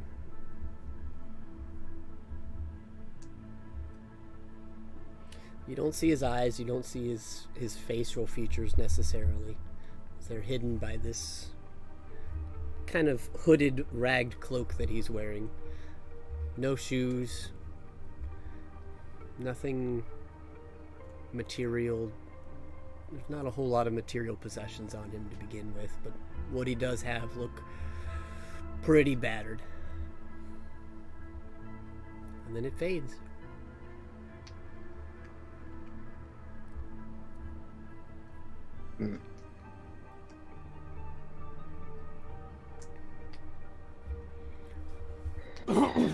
Not what I was expecting.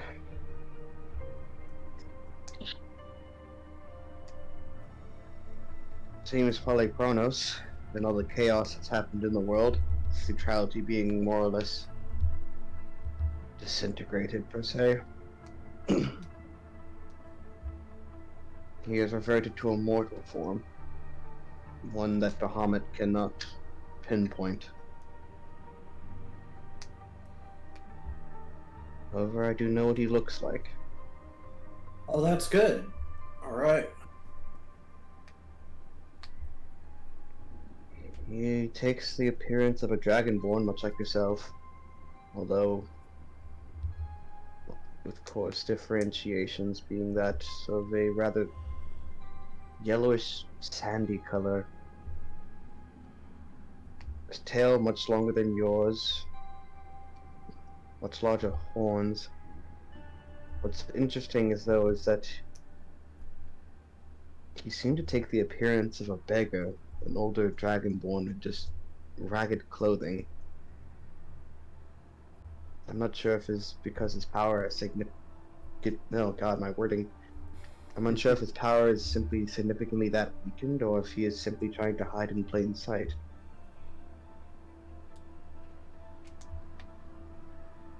Well, let's hope for the second one. Because this guy is a god. I mean, he has to be powerful. Well, you also have to remember that gods, their power comes from their followers and their believers. And as you know, Polychronos has none. And he is a god based on neutrality. And when his own domain is more or less does not exist, it can significantly affect them. He must have some level of power, I agree, but perhaps in comparison to either Bahamut or Tiamat, it is significantly lesser. But I'm not going to turn down any help we can get right now. We just have to figure out where he is. We do know that he is on the mortal plane, or the material plane, I mean. That much Bahamut is certain of.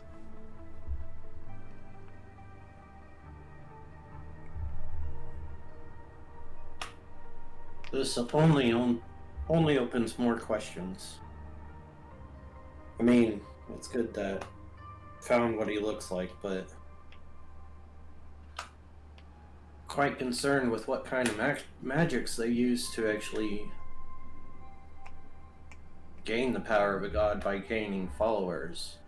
I mean, does that mean that this Cryo is closer to a god than I am because he has more followers? I don't... I think this question would be more suited for our paladin. I don't that's think... a good idea. Okay. Oh god. Because I don't personally believe that Cryo is a god per se. What I do know is that he's a champion of a god.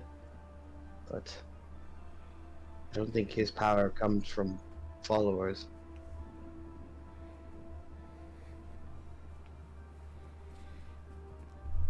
Well, regardless, thank you for the help. Of course, just try not to destroy my door next time. Well, had you answered the first time, I wouldn't have had to do that.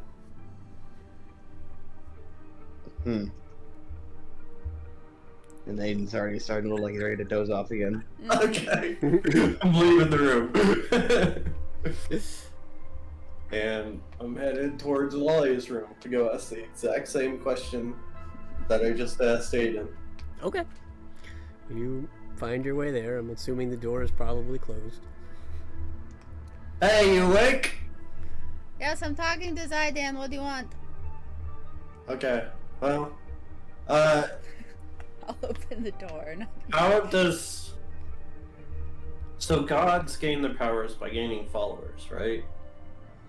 Or at least this is what Aiden and I were just talking about, because Polychronos has no followers and is currently on the mortal realm, and we have to go find him sometime, Oh, but not whoa. right now. Gosh dang it. All I did was make my mall walk and all that. That's okay. Anyway. So, what I was wondering is there is any certain type of magic that you know of that increases your power when you gain followers? And if that's the case, does that mean Cryo is closer to being a god than I actually am? Would the DM like me to roll for this, or can I reply in with what I/Lalia suspect is the case here? That is up to you. If you want to just say what Lalia personally thinks, you can, or if you'd like to roll to know anything that I could present you based on my personal lore, you can roll for it. I'll leave it up to you. Okay. Well, I don't think Cryowing's powers are tied to his followers. I suspect those have come a little bit from being born a dragon and then selling your soul for, you know, immortality in whatever form it may take. And it would be mostly guessing, but I think followers of Cryowing actually give Tiamat power because he is a conduit of her. And so I don't think there's any, I'm unaware of any magics that could make you or me into gods. But the magics that we do have and gain and learn can make those we follow stronger. Like, you know, I'm never going to be as powerful as Scarlet, but as I learn things and tell people about who Scarlet is, and, you know, most of you guys don't really care, but he sometimes needs new followers, and when I help with that, then it's not that it makes me stronger, it makes Scarlet stronger.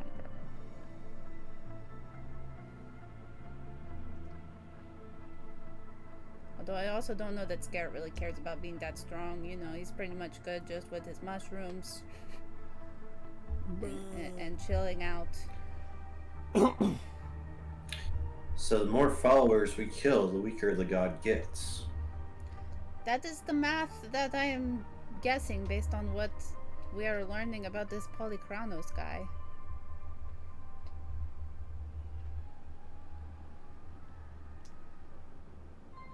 Although we're not doing a very good job if we've already let 2 acolytes of Tiamat live in that room back there. They seemed like maybe easy pickings. No offense to That's a them. good point.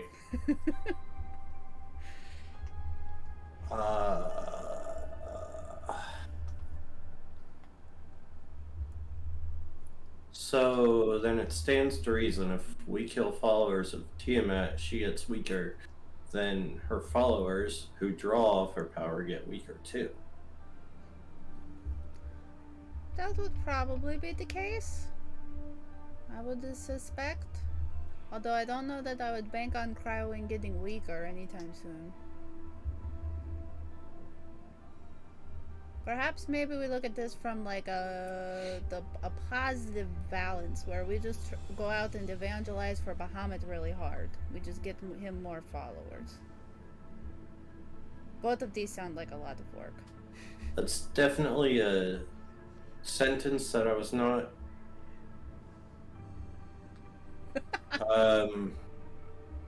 assuming you would say. Here, I thought you would say we go and evangelize for Artagan and Scarret. Because then that would make you more powerful, not make Aiden more powerful. Oh well, you know, I'm good. I don't really feel like I need more power. Wouldn't mind being able to fly, but you know. That seems like magics that might be. Artagan keeps talking about some spell that he knows might be able to teach me. My big dream is really to just like live in the woods and be left alone. I'm not really interested in power.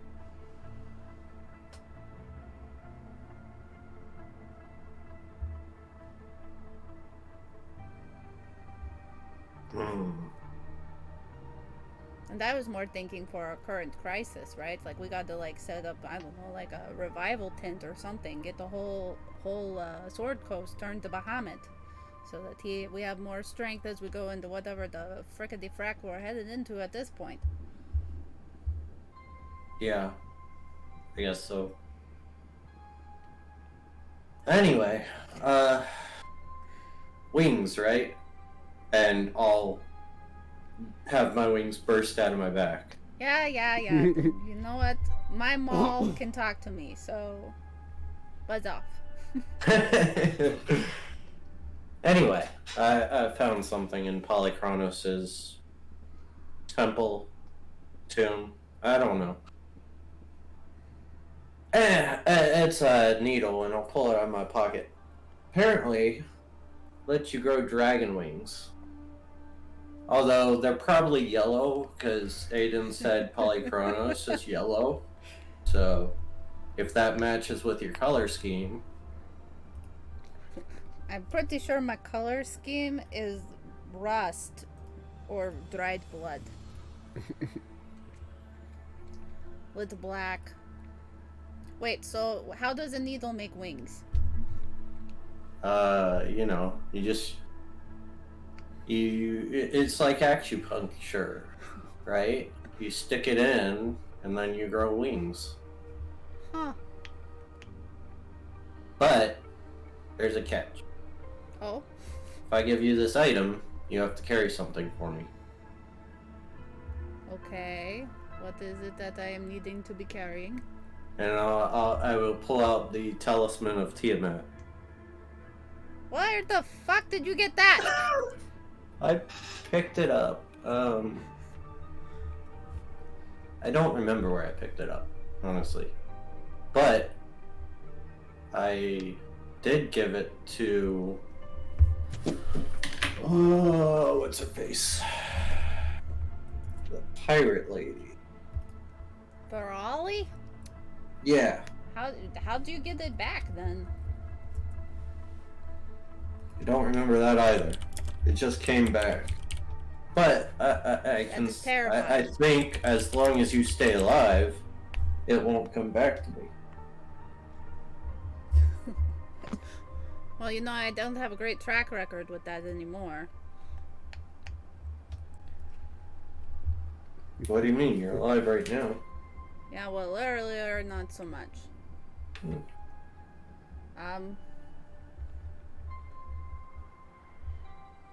So do you want the needle or not? And I have to carry around this symbol of Tiamat? Yep. I mean, you're already serving two gods. It's 2 against 1 in your pocket.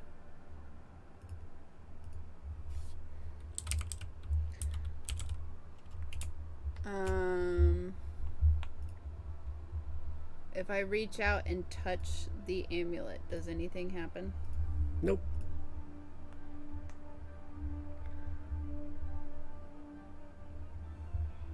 It's a cold amulet.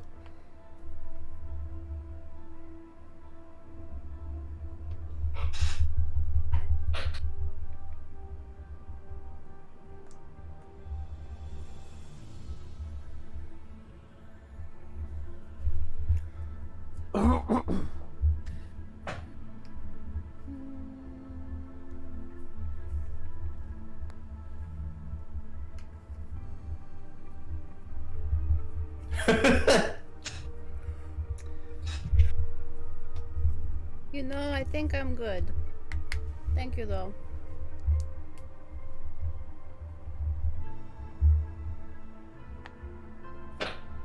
Okay, not what I was expecting. It's been a long day. Well, sleep on it. And with that, I'm off. Back to my room. Okie dokie. Go ahead and make a history check for me, Zan. Of course.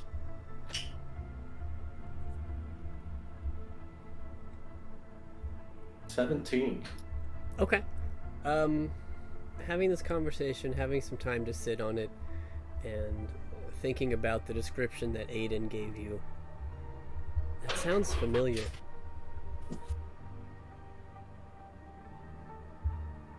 You're not certain, but you feel like you've seen that Dragonborn before. Ooh, interesting. Though the memories are old for you, you feel like it was something from your youth. And the color that Aiden described to you reminds you of the desert you came from.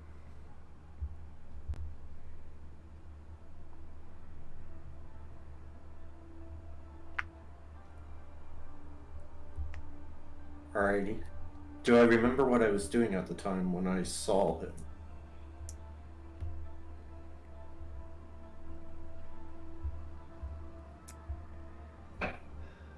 You would have been...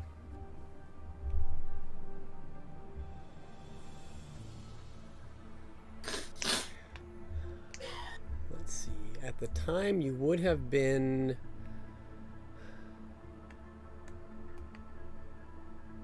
Probably with that check, too young to necessarily remember exactly why you were there, but you were in town. You were with somebody or a couple of people, maybe shopping, maybe walking, Alrighty. and you remember this figure, and you remember whoever you were with made sure to walk in a way that was as far from that figure as possible. Ooh. Ooh, interesting. It didn't feel, and thinking about it now, knowing, you know, gods and how they interact, it feels less of an intentional act, more the way you would expect somebody to avoid someone that is homeless and begging. Mm.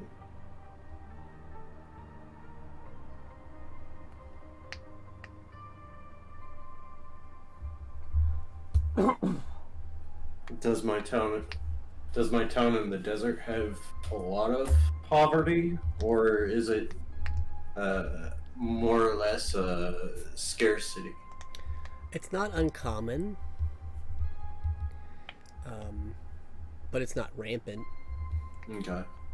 But there are, the town that you come from, and most towns in that type of area have very few resources, so it's very easy to find yourself quickly depleted.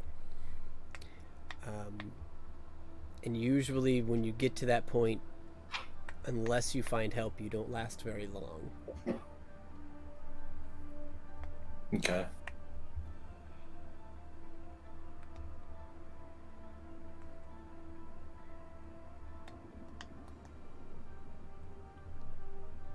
Huh.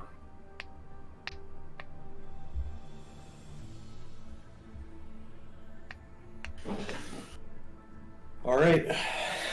Good to know.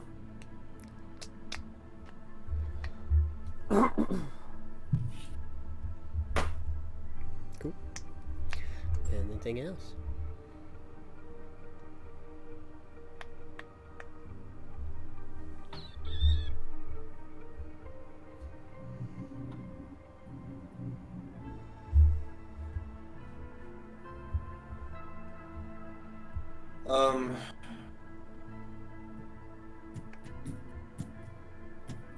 No, not currently. Anybody else? Hmm.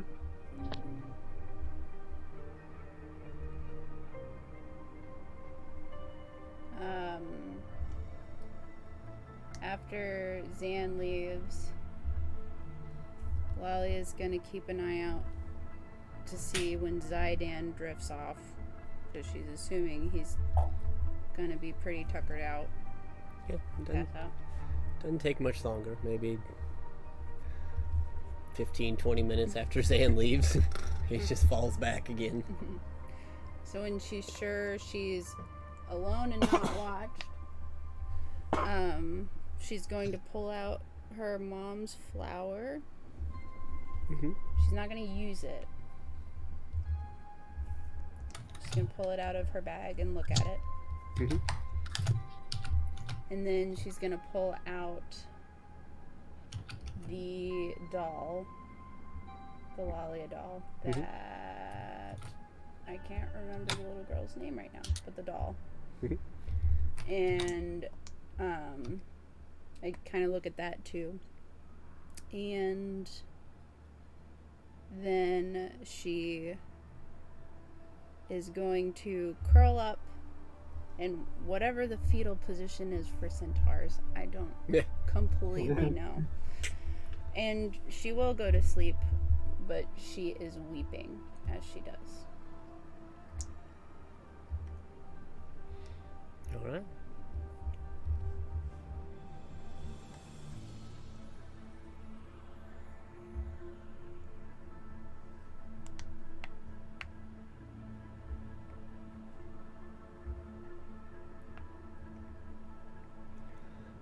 Anyone else?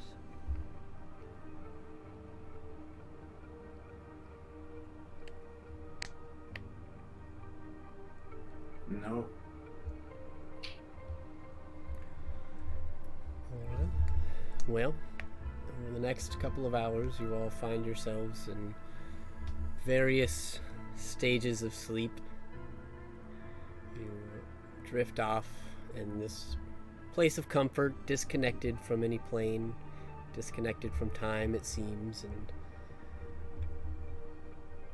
eventually drift off. No dreams necessarily to be had. Most of you are exhausted or beyond. But you are each individually awoken sometime later.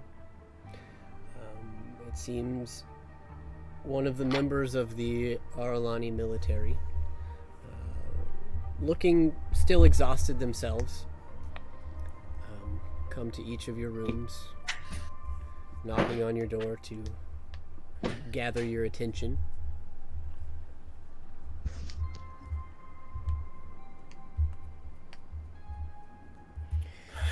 You can all hit the long rest button, and Aiden's deficit is now a -3. Yeah.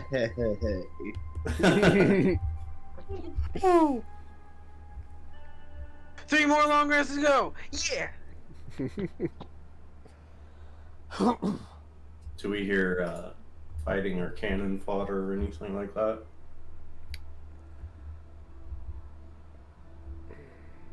I'm going to say no. Okay.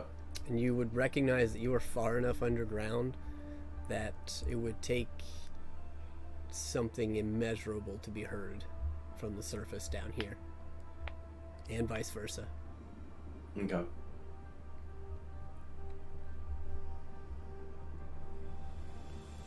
But each of you are greeted by a soldier, should you open your door, who communicates the same message to all of you. The assault is underway. It began about 2 hours ago. We didn't feel the urge to wake you immediately, as there was no real need for us to join from underneath. But it seems like they have retaken the castle, and we've had our first scout make it down into the dungeon. So I figured it'd be best to alert you and make sure you're prepared.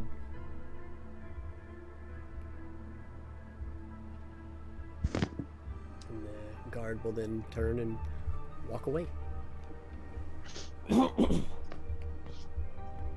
By that, does he mean the scout was friendly or an enemy? You gather he probably meant a friendly scout. Okay.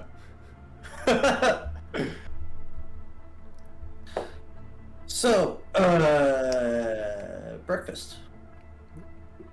You're heading out to breakfast. Anybody else? Anybody staying behind, or are you all headed? Or any morning rituals you would like to go over? Or preparations?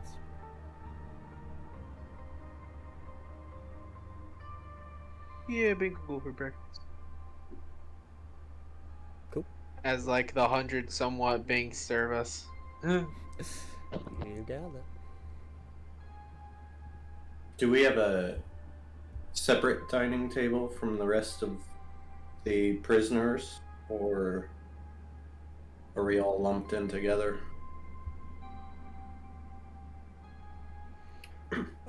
You would see that most of the tables have just kind of been laid out in like a, there's probably like a buffet style, 3 or 4 tables that are lined directly up to each other, and then all the rest of them are just kind of set out in rows. Doesn't really look like there's any delineation.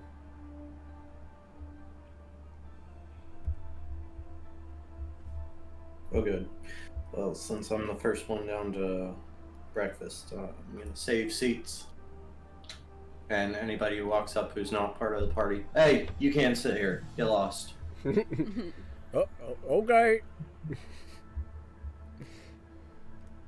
This is for important people only, by the way. You get a couple curious looks like that, but we're all whatever. Goddamn. Given response times, the first individual you see joining you would be Bink. Makes his way in.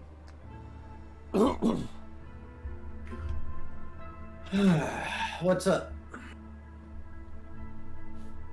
I just like sit down with my mug that autofills and I start drinking it as the other Binks, as a Bink brings up a plate with bacon and eggs. You And he know you're starts eating. sitting in Aiden's seat, by the way. I morph the seat so Aiden's is on the other side now. I just like swirl my finger in the air, just like do a little twirl. My seat just like adjusts itself to my height, and then you just see Aiden's seat just like warp to the other side. Good show.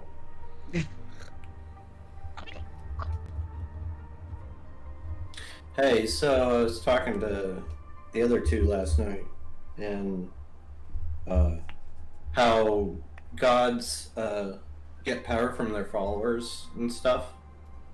And Lolly brought up a point as to we were leaving followers of Tiamat alive. You want to go kill those people? You see me snap my finger, and half the forces died, and it's I'm kidding.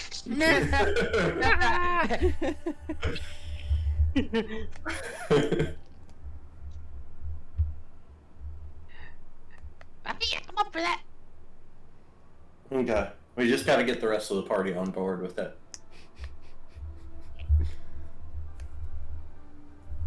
You just see Bink just like slowly chewing his food and then resuming.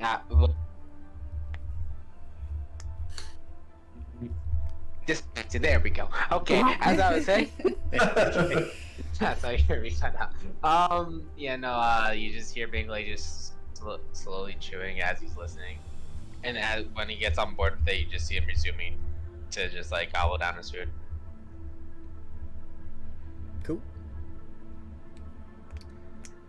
Once I finish preparing new spells, I'll head out. Okay. So let's see. The next individual to join the breakfast area is Lalia.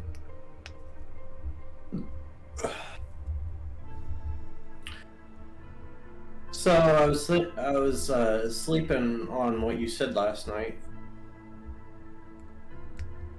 About which? The followers of Tiamat that we left Guys. alive. Yeah. Yeah. Do you want to go wipe those out so that Tiamat can have less power?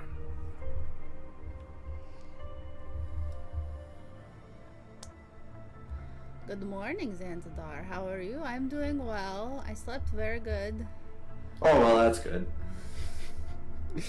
That's not what I asked, but okay. You know, those old guys, they're not bothering anyone. But you just said they were batteries. More or less. Yeah, more or less, I suppose. And then, you know, I guess they did hurt Aiden. Maybe we should see how he feels about it. We got more important fish to fry or eat, or however that saying goes.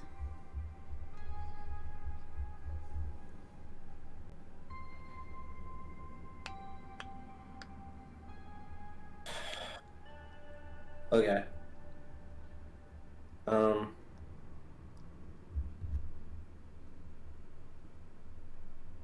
Bink, is there anything other than bacon? We got bacon, we got chicken, we got lettuce, we got buns, we got. Oh wait, that makes a hamburger. Alright, well, you know what? I guess I will have the lettuce and the buns. Maybe some chunky apple juice.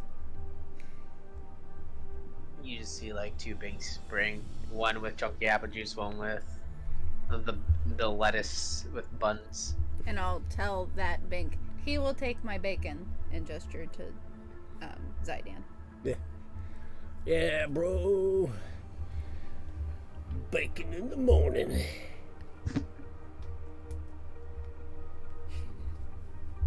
You just see like a cluster of other things just like fill like this really long table up with just bacon, lettuce, but like just like giving everyone just the option to choose, just like giving them the full menu. Nice.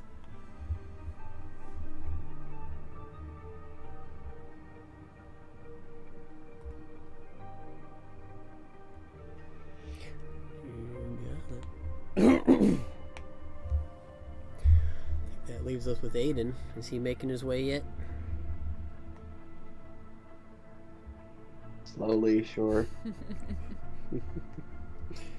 So, a little while after that, you see a little better looking Aiden join the breakfast area. Still looks a little sluggish, but better than last night, joining you.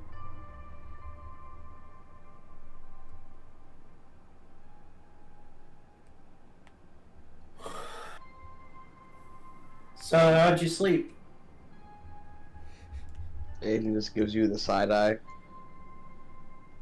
So, If my door wasn't busted down, maybe I could have slept better. Oh, I was talking about if you had nightmares about the people you executed yesterday.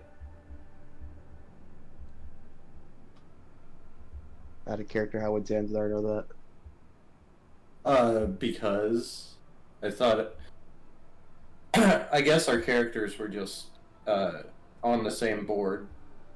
Were we not in the same room? No, when Aiden executed the councilman, he was alone. Oh, okay. So I've got misinformation. Yeah. Ignore that question then.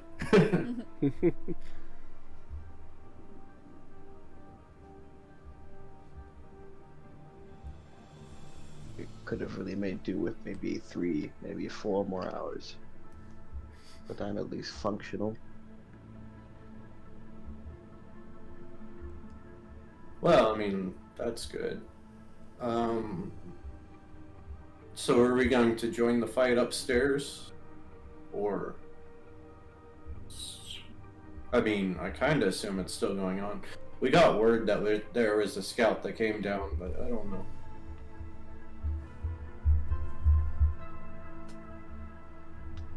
Yes, I suppose we shouldn't we? And if you want to fight and kill followers of Tiamat, we can go back and kill those two old guys.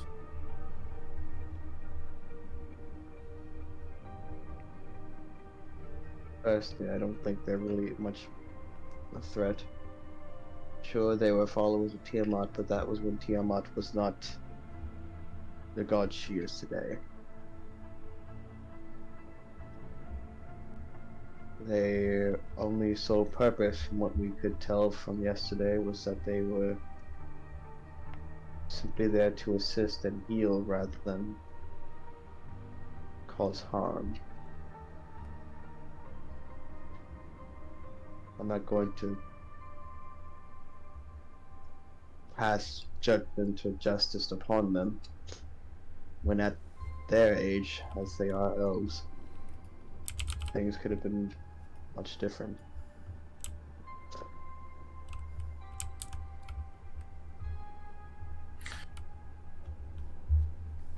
So you don't think that she's still using them as battery? Oh no, I do. That's just how gods work, I believe. At least that's what I think I believe. But I'm not going to start killing every single Tiamat follower I see. To have my own moralities.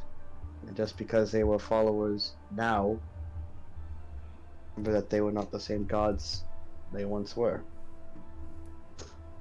And remember that an oath to a god is not so easily broken.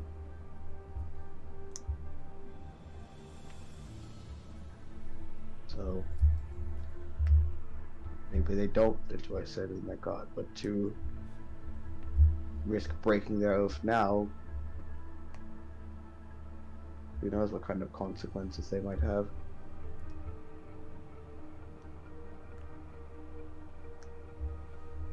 So what you're saying is even if we kill them now and their souls go somewhere else, they can still be used as batteries.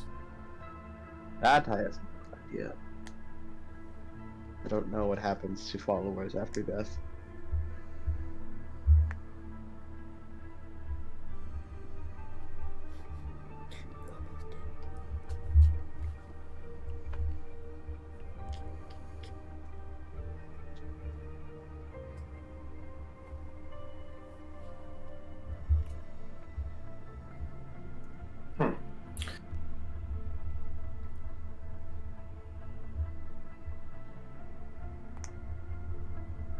Well, I'm gonna go get some more food. You do that. I'll see about getting ourselves prepared for what's going to be another brawl, I guess.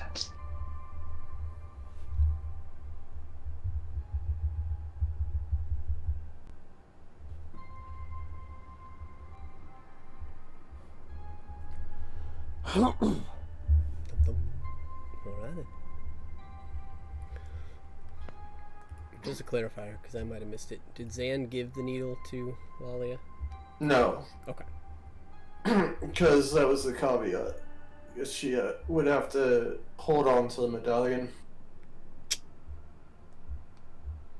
Gotcha.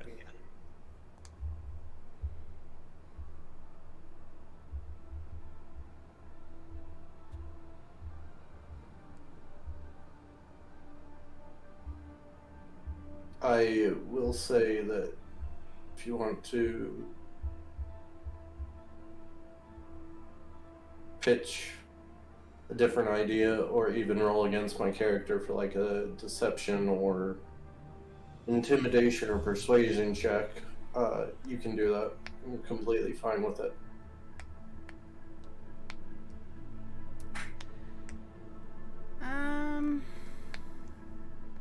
I don't know. It's like Lalia would really like to fly, but she doesn't want to fly badly enough that she's willing to fuck around with Tiamat. And she also isn't like, I mean, she could bully any wizard anywhere to like teach her the fly spell. She's not really into intimidating into getting this. So, I'm good. Oh, okay.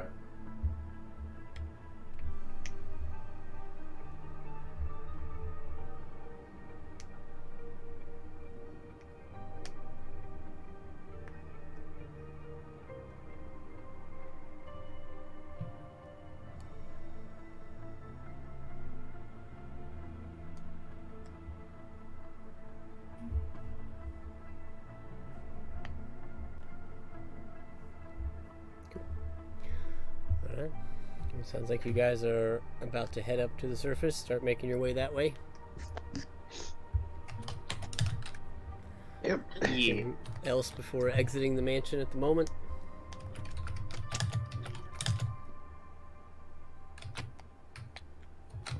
All right.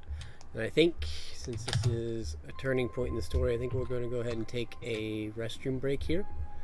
Take a couple minutes, go to the bathroom, refresh drinks or things like that, and then we'll look at seeing what comes up next. Alrighty. Be right back.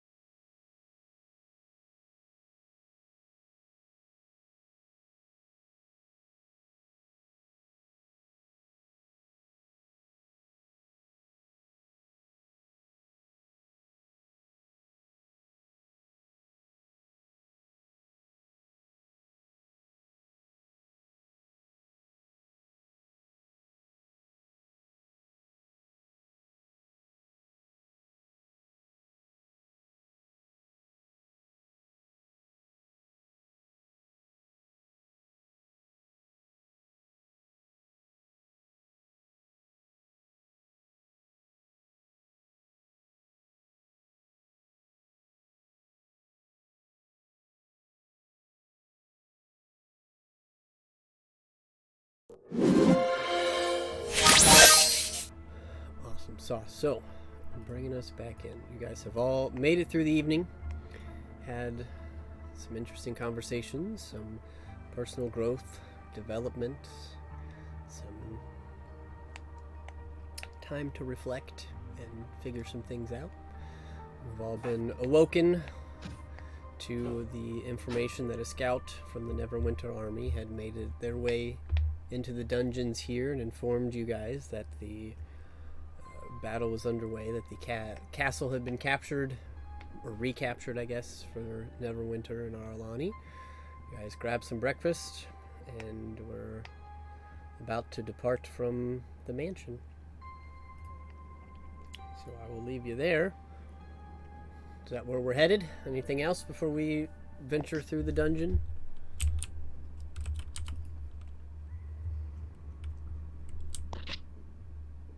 Where are we going? Are we headed up the stairs then, or are we headed back towards the door that we didn't go through? You asking me or the party? More or less Aiden, but it's just an open question. I guess we'll get out of here. I mean, like, there's nowhere further to go in.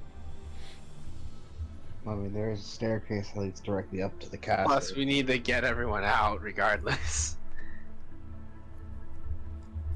Right, but I didn't know if we had cemented a plan on going up the stairs with the survivors, or walking the survivors out, or having the kobolds walk the survivors out.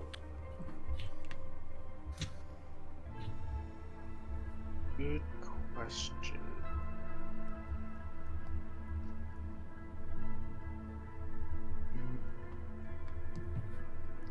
The plan originally was for them to stay and wait for the Neverwinter forces to arrive, because there was no point in us trying to walk them back if Okay. the assault was already going to happen in 6 hours. So it's just our 4 group members going up the stairs. Mm-hmm. Okay. Yeah, that's why we had them armed and such. They can protect themselves in case any wayward folks make it down here first. Are we headed straight upstairs, or are we checking out the final area?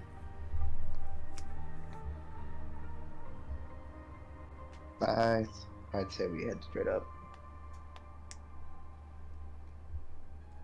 Okie dokie. Mother bitch in the fucking...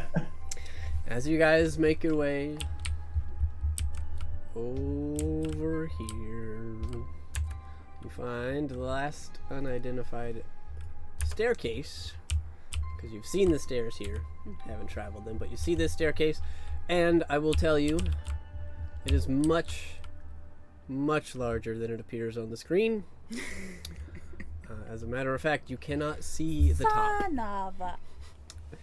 And knowing that there's probably battle going on at the top of these stairs and you cannot hear any of it coming down, and knowing what the queen and the other villagers had said before, you gather it's going to take a couple hours to get up these stairs.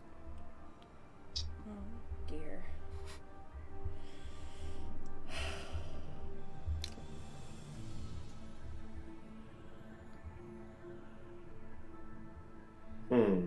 At least walking. I can dimension door 400 feet up, or 500 feet up. Can you wind walk us? Or I can wind walk us as long as we are confident that we will have time to sit and meditate for a minute to get out of our wind walk form at the top of the stairs.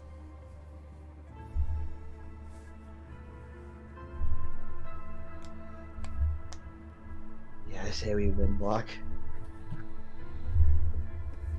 Alright. Heck yeah. Peter, are you joining us? He just nods up and down. Alrighty. I will hold my prayer bead and cast Windwalk on the 5 of us. Okay. 6 if I need to cast it on Zidane.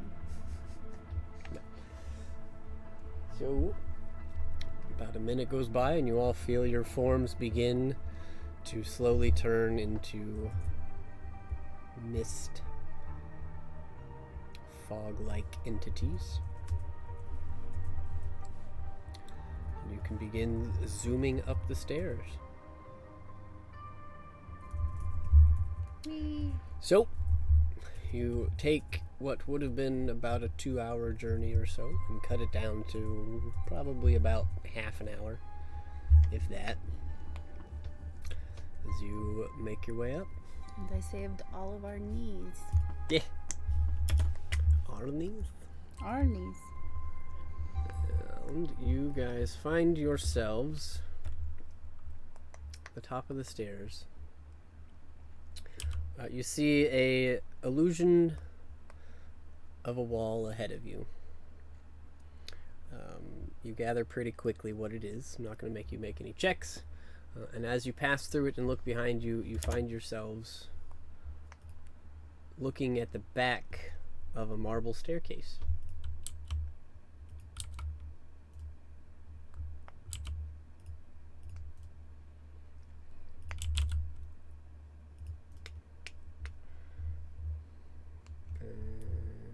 Oh, there she is. As in, we just walked out of that seeming to be solid wall. Yep. So yeah, you guys were walking this way. Okay. Now, do we hear anything? Make some perception checks. I will guide Aiden.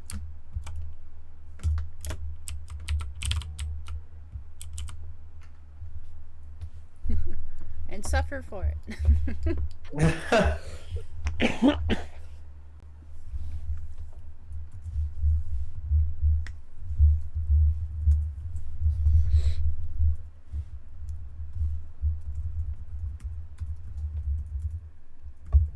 Cool. And I get one from Bink. Oh. Perception.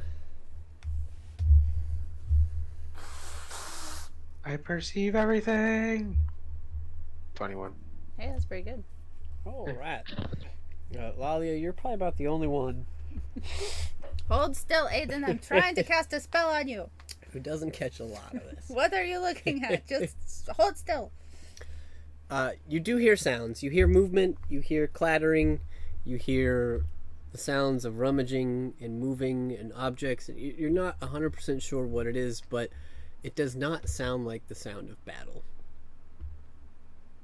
You don't hear the clashing of swords and shields. You hear shouting and you hear commands.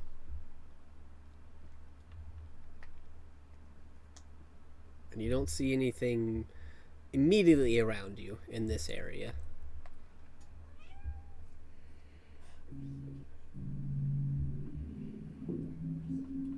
That would be a good time not to make us wind, Lalia.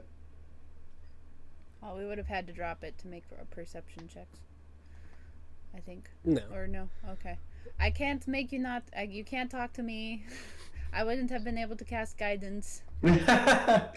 So we'll say Lalia was using that time to drop her form and turns around and says, "So I can't drop this spell.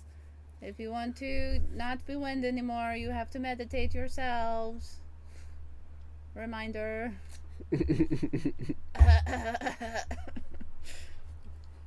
Otherwise, you got another 4 hours and 55 minutes. Well, it's an 8-hour spell. Yeah, you said. Oh wait, how fast did we come up? Like a half an hour. We got another 7 hours and 30 minutes as wind.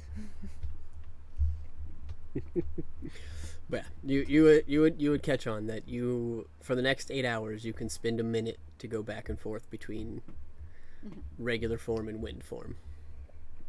Regardless of how Lalia feels about it. Yep. Alrighty then. It's like, why are all you still wind? Are we not walking? Are there more stairs? Would Aiden know the layout? Has he been in this place before? Mm, I don't know. I would say not to a great extent, since if this is like the Capitol building, I'm assuming PM. Yeah, so this would be essentially like the palace, you could say. I would say Aiden probably has a general understanding of the main area, so kind of like the entrance hall and things of that. This does not appear to be that. This appears to be some sort of offshoot or somewhere else in the castle, probably a little more private. You could probably guess and figure out your way around based on general layouts of buildings. The city itself you've been through certainly, but yeah, you're not gonna know like where the queen's bedchamber is necessarily, but Woo. At least not yet, anyway. unless there's a backstory that hasn't been written yet. Or unless Zanzidar's matchmaking works out. Dang, we should have taken her with us. Good lord.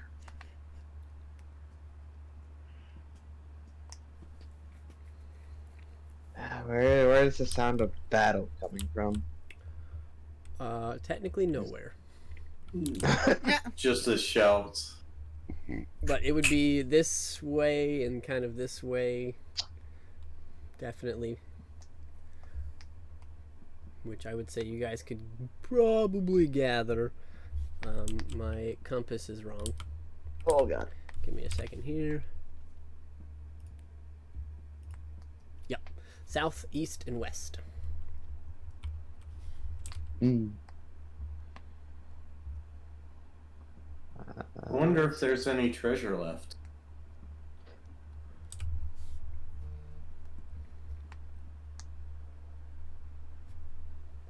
Well, doubtful, personally speaking.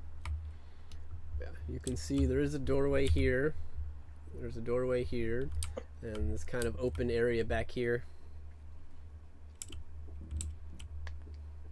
I would say we head west. So through that doorway on the left. Okay.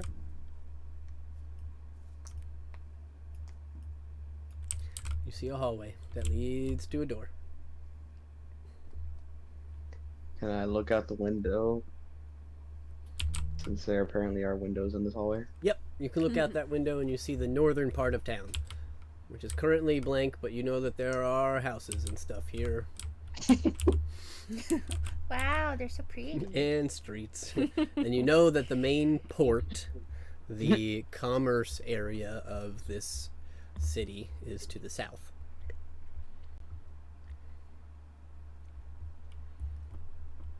I head south at the very moment. Okay.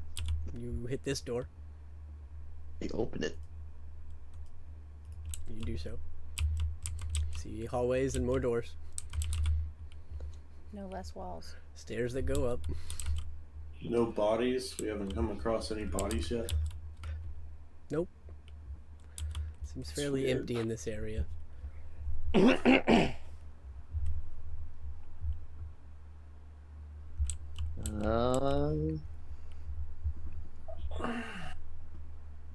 I guess we head down the hall and then hit the door on the heading eastward.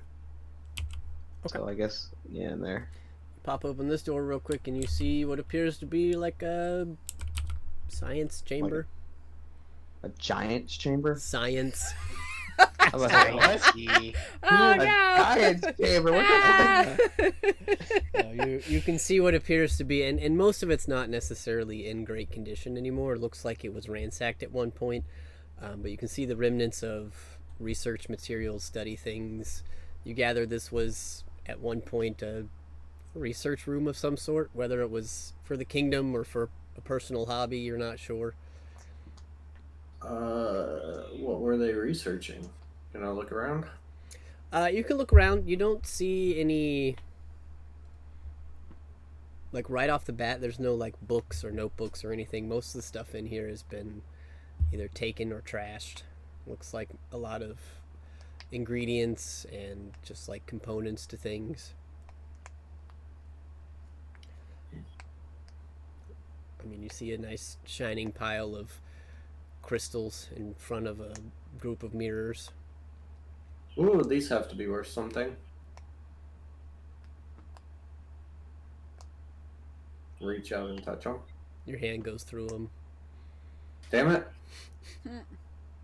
It's probably the reflection in the mirrors. Smack the mirrors. They crack. Anything happen with the crystals? Yeah, the vision starts to stutter a bit. I knew it.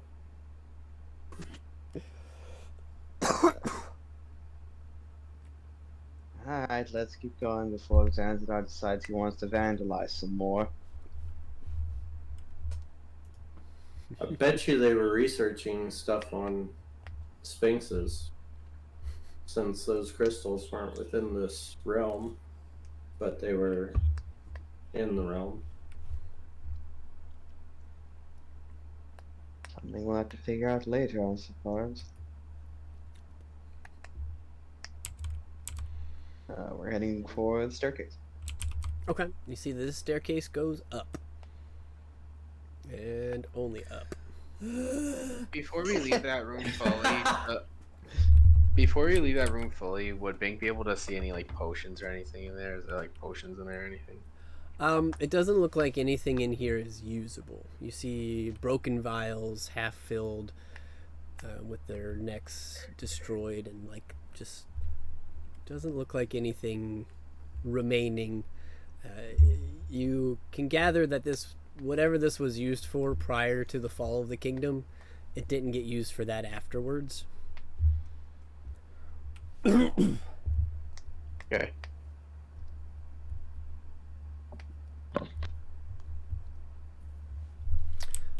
But yes, this staircase goes up, and I would say, having looked out the windows earlier, you also recognize that you're not necessarily on the ground floor yet. But you're welcome to go up if you want. Wait, so we're above the ground floor or we're underground still? You're above the ground floor. Okay. Yeah, because when you looked out those windows, you were That's looking right. down on the city. Okay.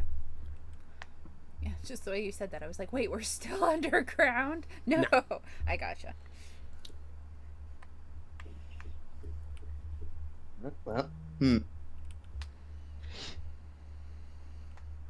I pop open a window? There's a window here and a window here. Can I pop open one of those windows? Yep, same effect. You can see now the northwestern section of the city. Imagine there's a bunch of houses there.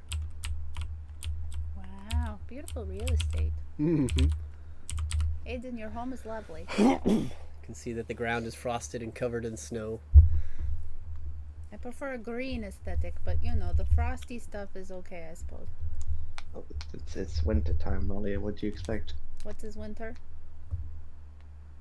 Oh dear, that's right.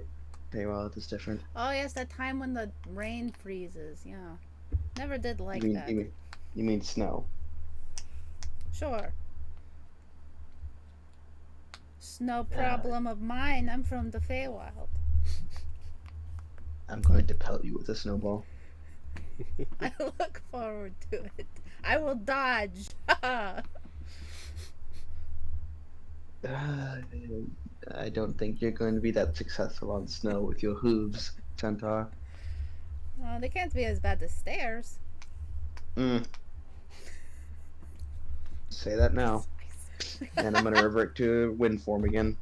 Okay.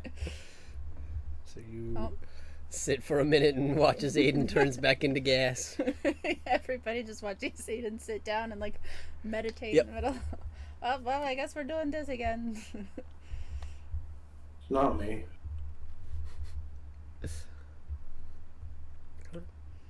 Xanadar just flies out normally. So They're going out the window. If y'all fly behind me, it can look like I'm farting. Gnarly. Just don't actually fart while we're back here. I wouldn't want to damage you guys. Lightning damage. Alright, out the window. Okay. Is Zan going out the window too? Yeah, I'll go ahead. So you all leap out the window. Don't you find it weird that Lord Neverwinter contacted us before the onslaught began, and now we've not heard from him? And all you hear from behind you is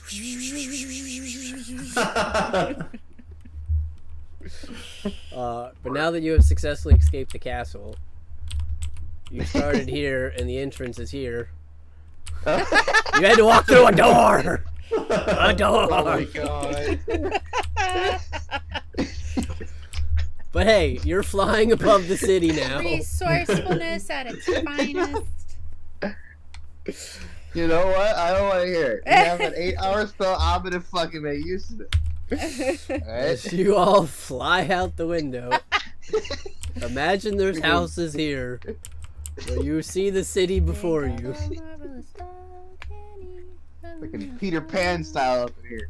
Think of And think of the snow. view from this area, you can see this section of the town, and you can make out what appear to be battleships entering the harbor.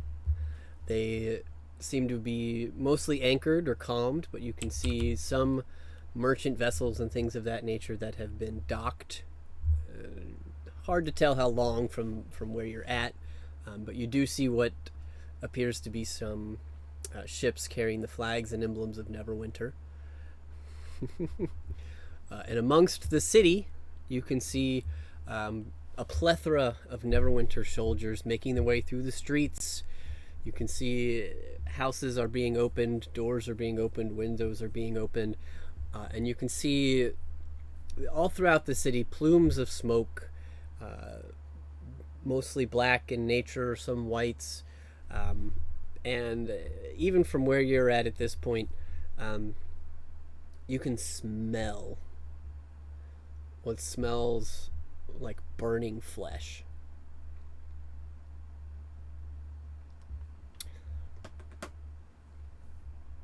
Gross. Yep.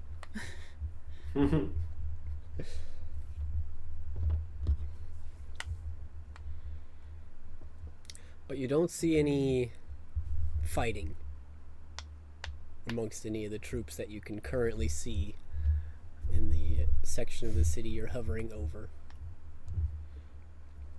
You can hear shouts being sent back and forth. Aiden, you pick up on it a little bit, even though you can't communicate. It sounds like I'm going to completely forget the phrase. I learned it and then I forgot about it. Post-combat directives, let's say. The battle's already over. You gather. If it took the scout 2 hours to get down the stairs, and they had already been up here for 2 hours. His little legs must have been very tired. Did we give him breakfast? Probably. Okay.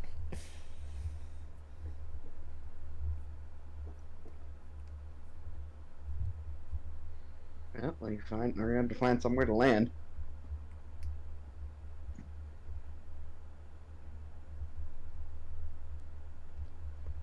How Yeah, about we'll on that land. roof right there in that one house in that white space? Oh yeah, very, very specific, right? God damn it. Yes, on that Using roof my right there. imagination, After okay. like the hundreds of buildings. I say we go and land by the ships. So you make your way over to the docks. And I didn't place the thousands or hundreds of minis, but there are a few hanging out. But you can make your way over towards the docks and see that a lot of smaller ships, a lot of your big warships wouldn't fit in here, but you can see some smaller ships of Neverwinter that have docked, that are currently empty, but you can see battle preparations and things of that nature. You gather that there was a nice amount of forces that came via sea and entered the city through the docks. and you can still see some commanding officers and soldiers standing near the ships, kind of hanging out in this area.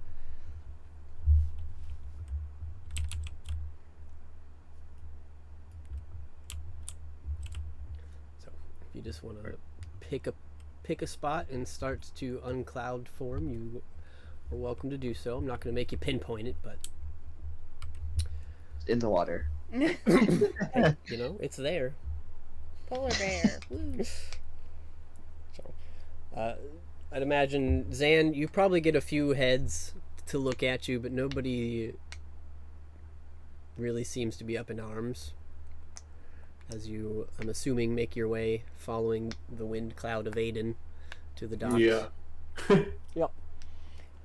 But as you land, you see a couple of soldiers begin to approach you as your friends begin to decloud. You see a very regal-looking human male with a long sword and a shield at his side. He's got some blood on him. Looks a little dirtied up, but he kind of begins to approach and says, "Hey, who are you and why are you here? You're not in the armor of the Neverwinter. Are you a soldier?" No, I'm a god. What? "Yeah, okay. Aren't we all?"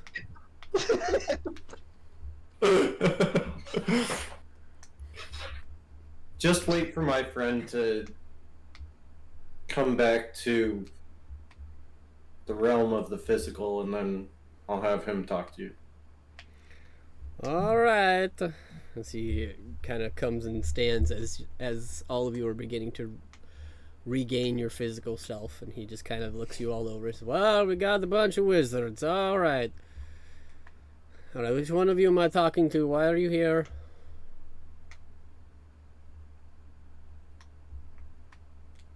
Here for the liberation of Aralani. You're right. I'm not a Neverwinter soldier, but I am an Aralani soldier. Well, that's better news than most things that have happened today. Welcome. Glad you're here. The town has been liberated. It was surprisingly less eventful than we thought it would be. Yes, that's because the Orcish forces that were here, they got what they had came for. Yes, we know this. By the time we arrived, most of them had already been fleeing into the north. There was maybe a 100 or so left around the city that we gathered and burned.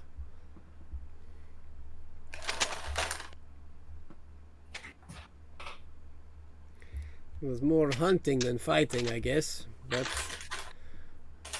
I think we've managed to clear out what we could. We're just doing home checks now, making sure there aren't any orcs in basements, things like that.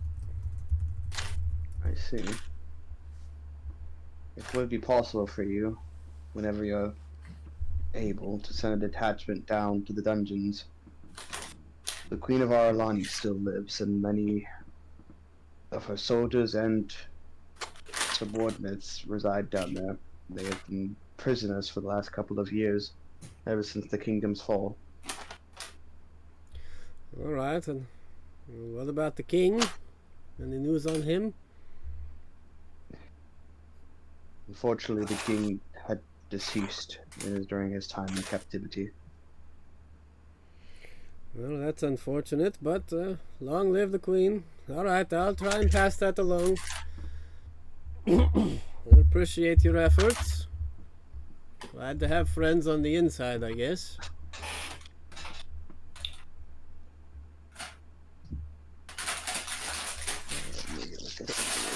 Hey, Connor, we can hear your chip bag a lot. Sorry. That's all right. As long as they're tasty. Yeah.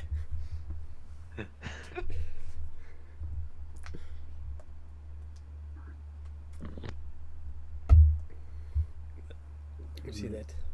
He begins to talk to the other gentleman that had walked up with him, and he says, "All right, pass it along, take it up."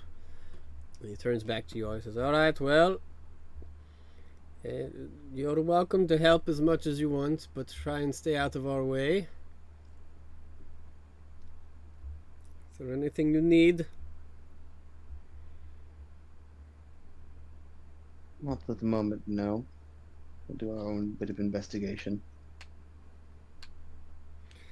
All right. Well, it's been a couple of hours. Most of this section of the city has been cleared.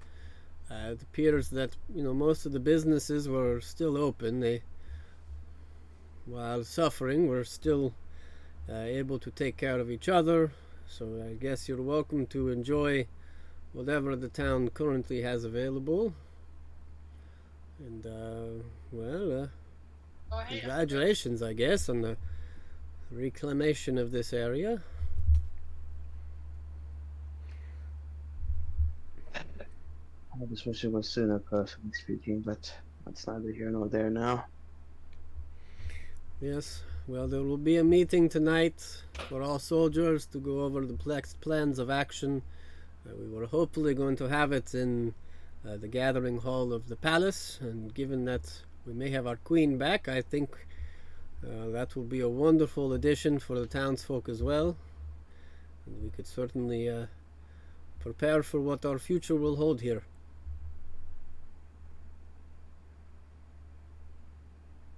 Very true. Alright then. I won't disturb you any longer.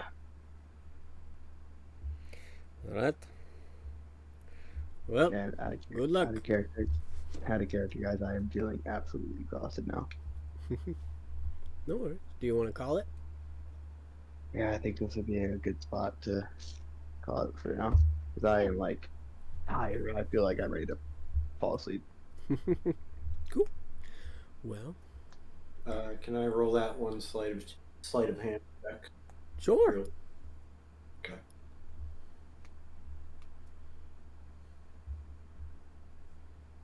Haha. All right. Say, Lalia, make a perception check for me. Alright.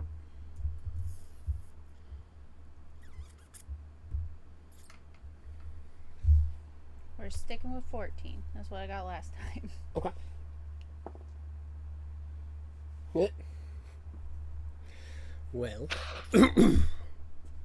I'll put it somewhere noticeable, or easily noticeable. so thematically, because you have a familiar now, he is allowed to make checks, Right. and he got a natural 20. Oh no.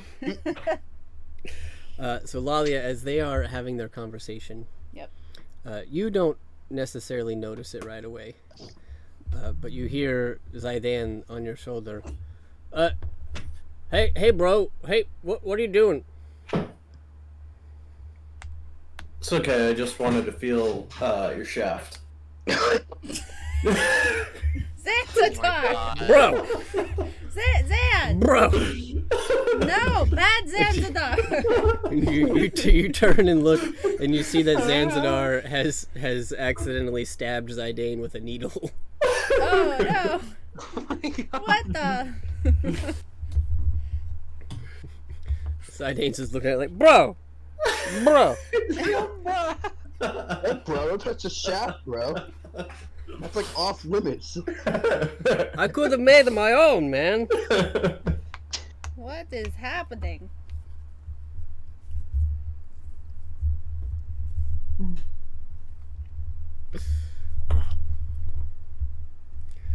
But we'll leave the shenanigans there, as you have seen that Zanzibar probably just like turns away. Right. But you would recognize it as the needle he had been talking about. So, Okay. but we'll call it there. You guys have successfully made it back to the surface, and this will give me another week to build out the rest of the town, should you choose to explore it. But you have made it to the surface of the kingdom of Varalani. You have found the town has been cleared of orcs to the best of your knowledge so far, and that preparations are being made to talk about the future and see what happens next. You guys have been given the run of the district you're in for the moment, so we'll see what you want to explore and talk about and go over next week. Not stairs. There are not a lot of stairs in this town. Perfect. Unless you want to explore the castle. You know, we saw a lot of it. I'm good. Oh man. Alright. Well, we will see you all next time on the Bigger Show.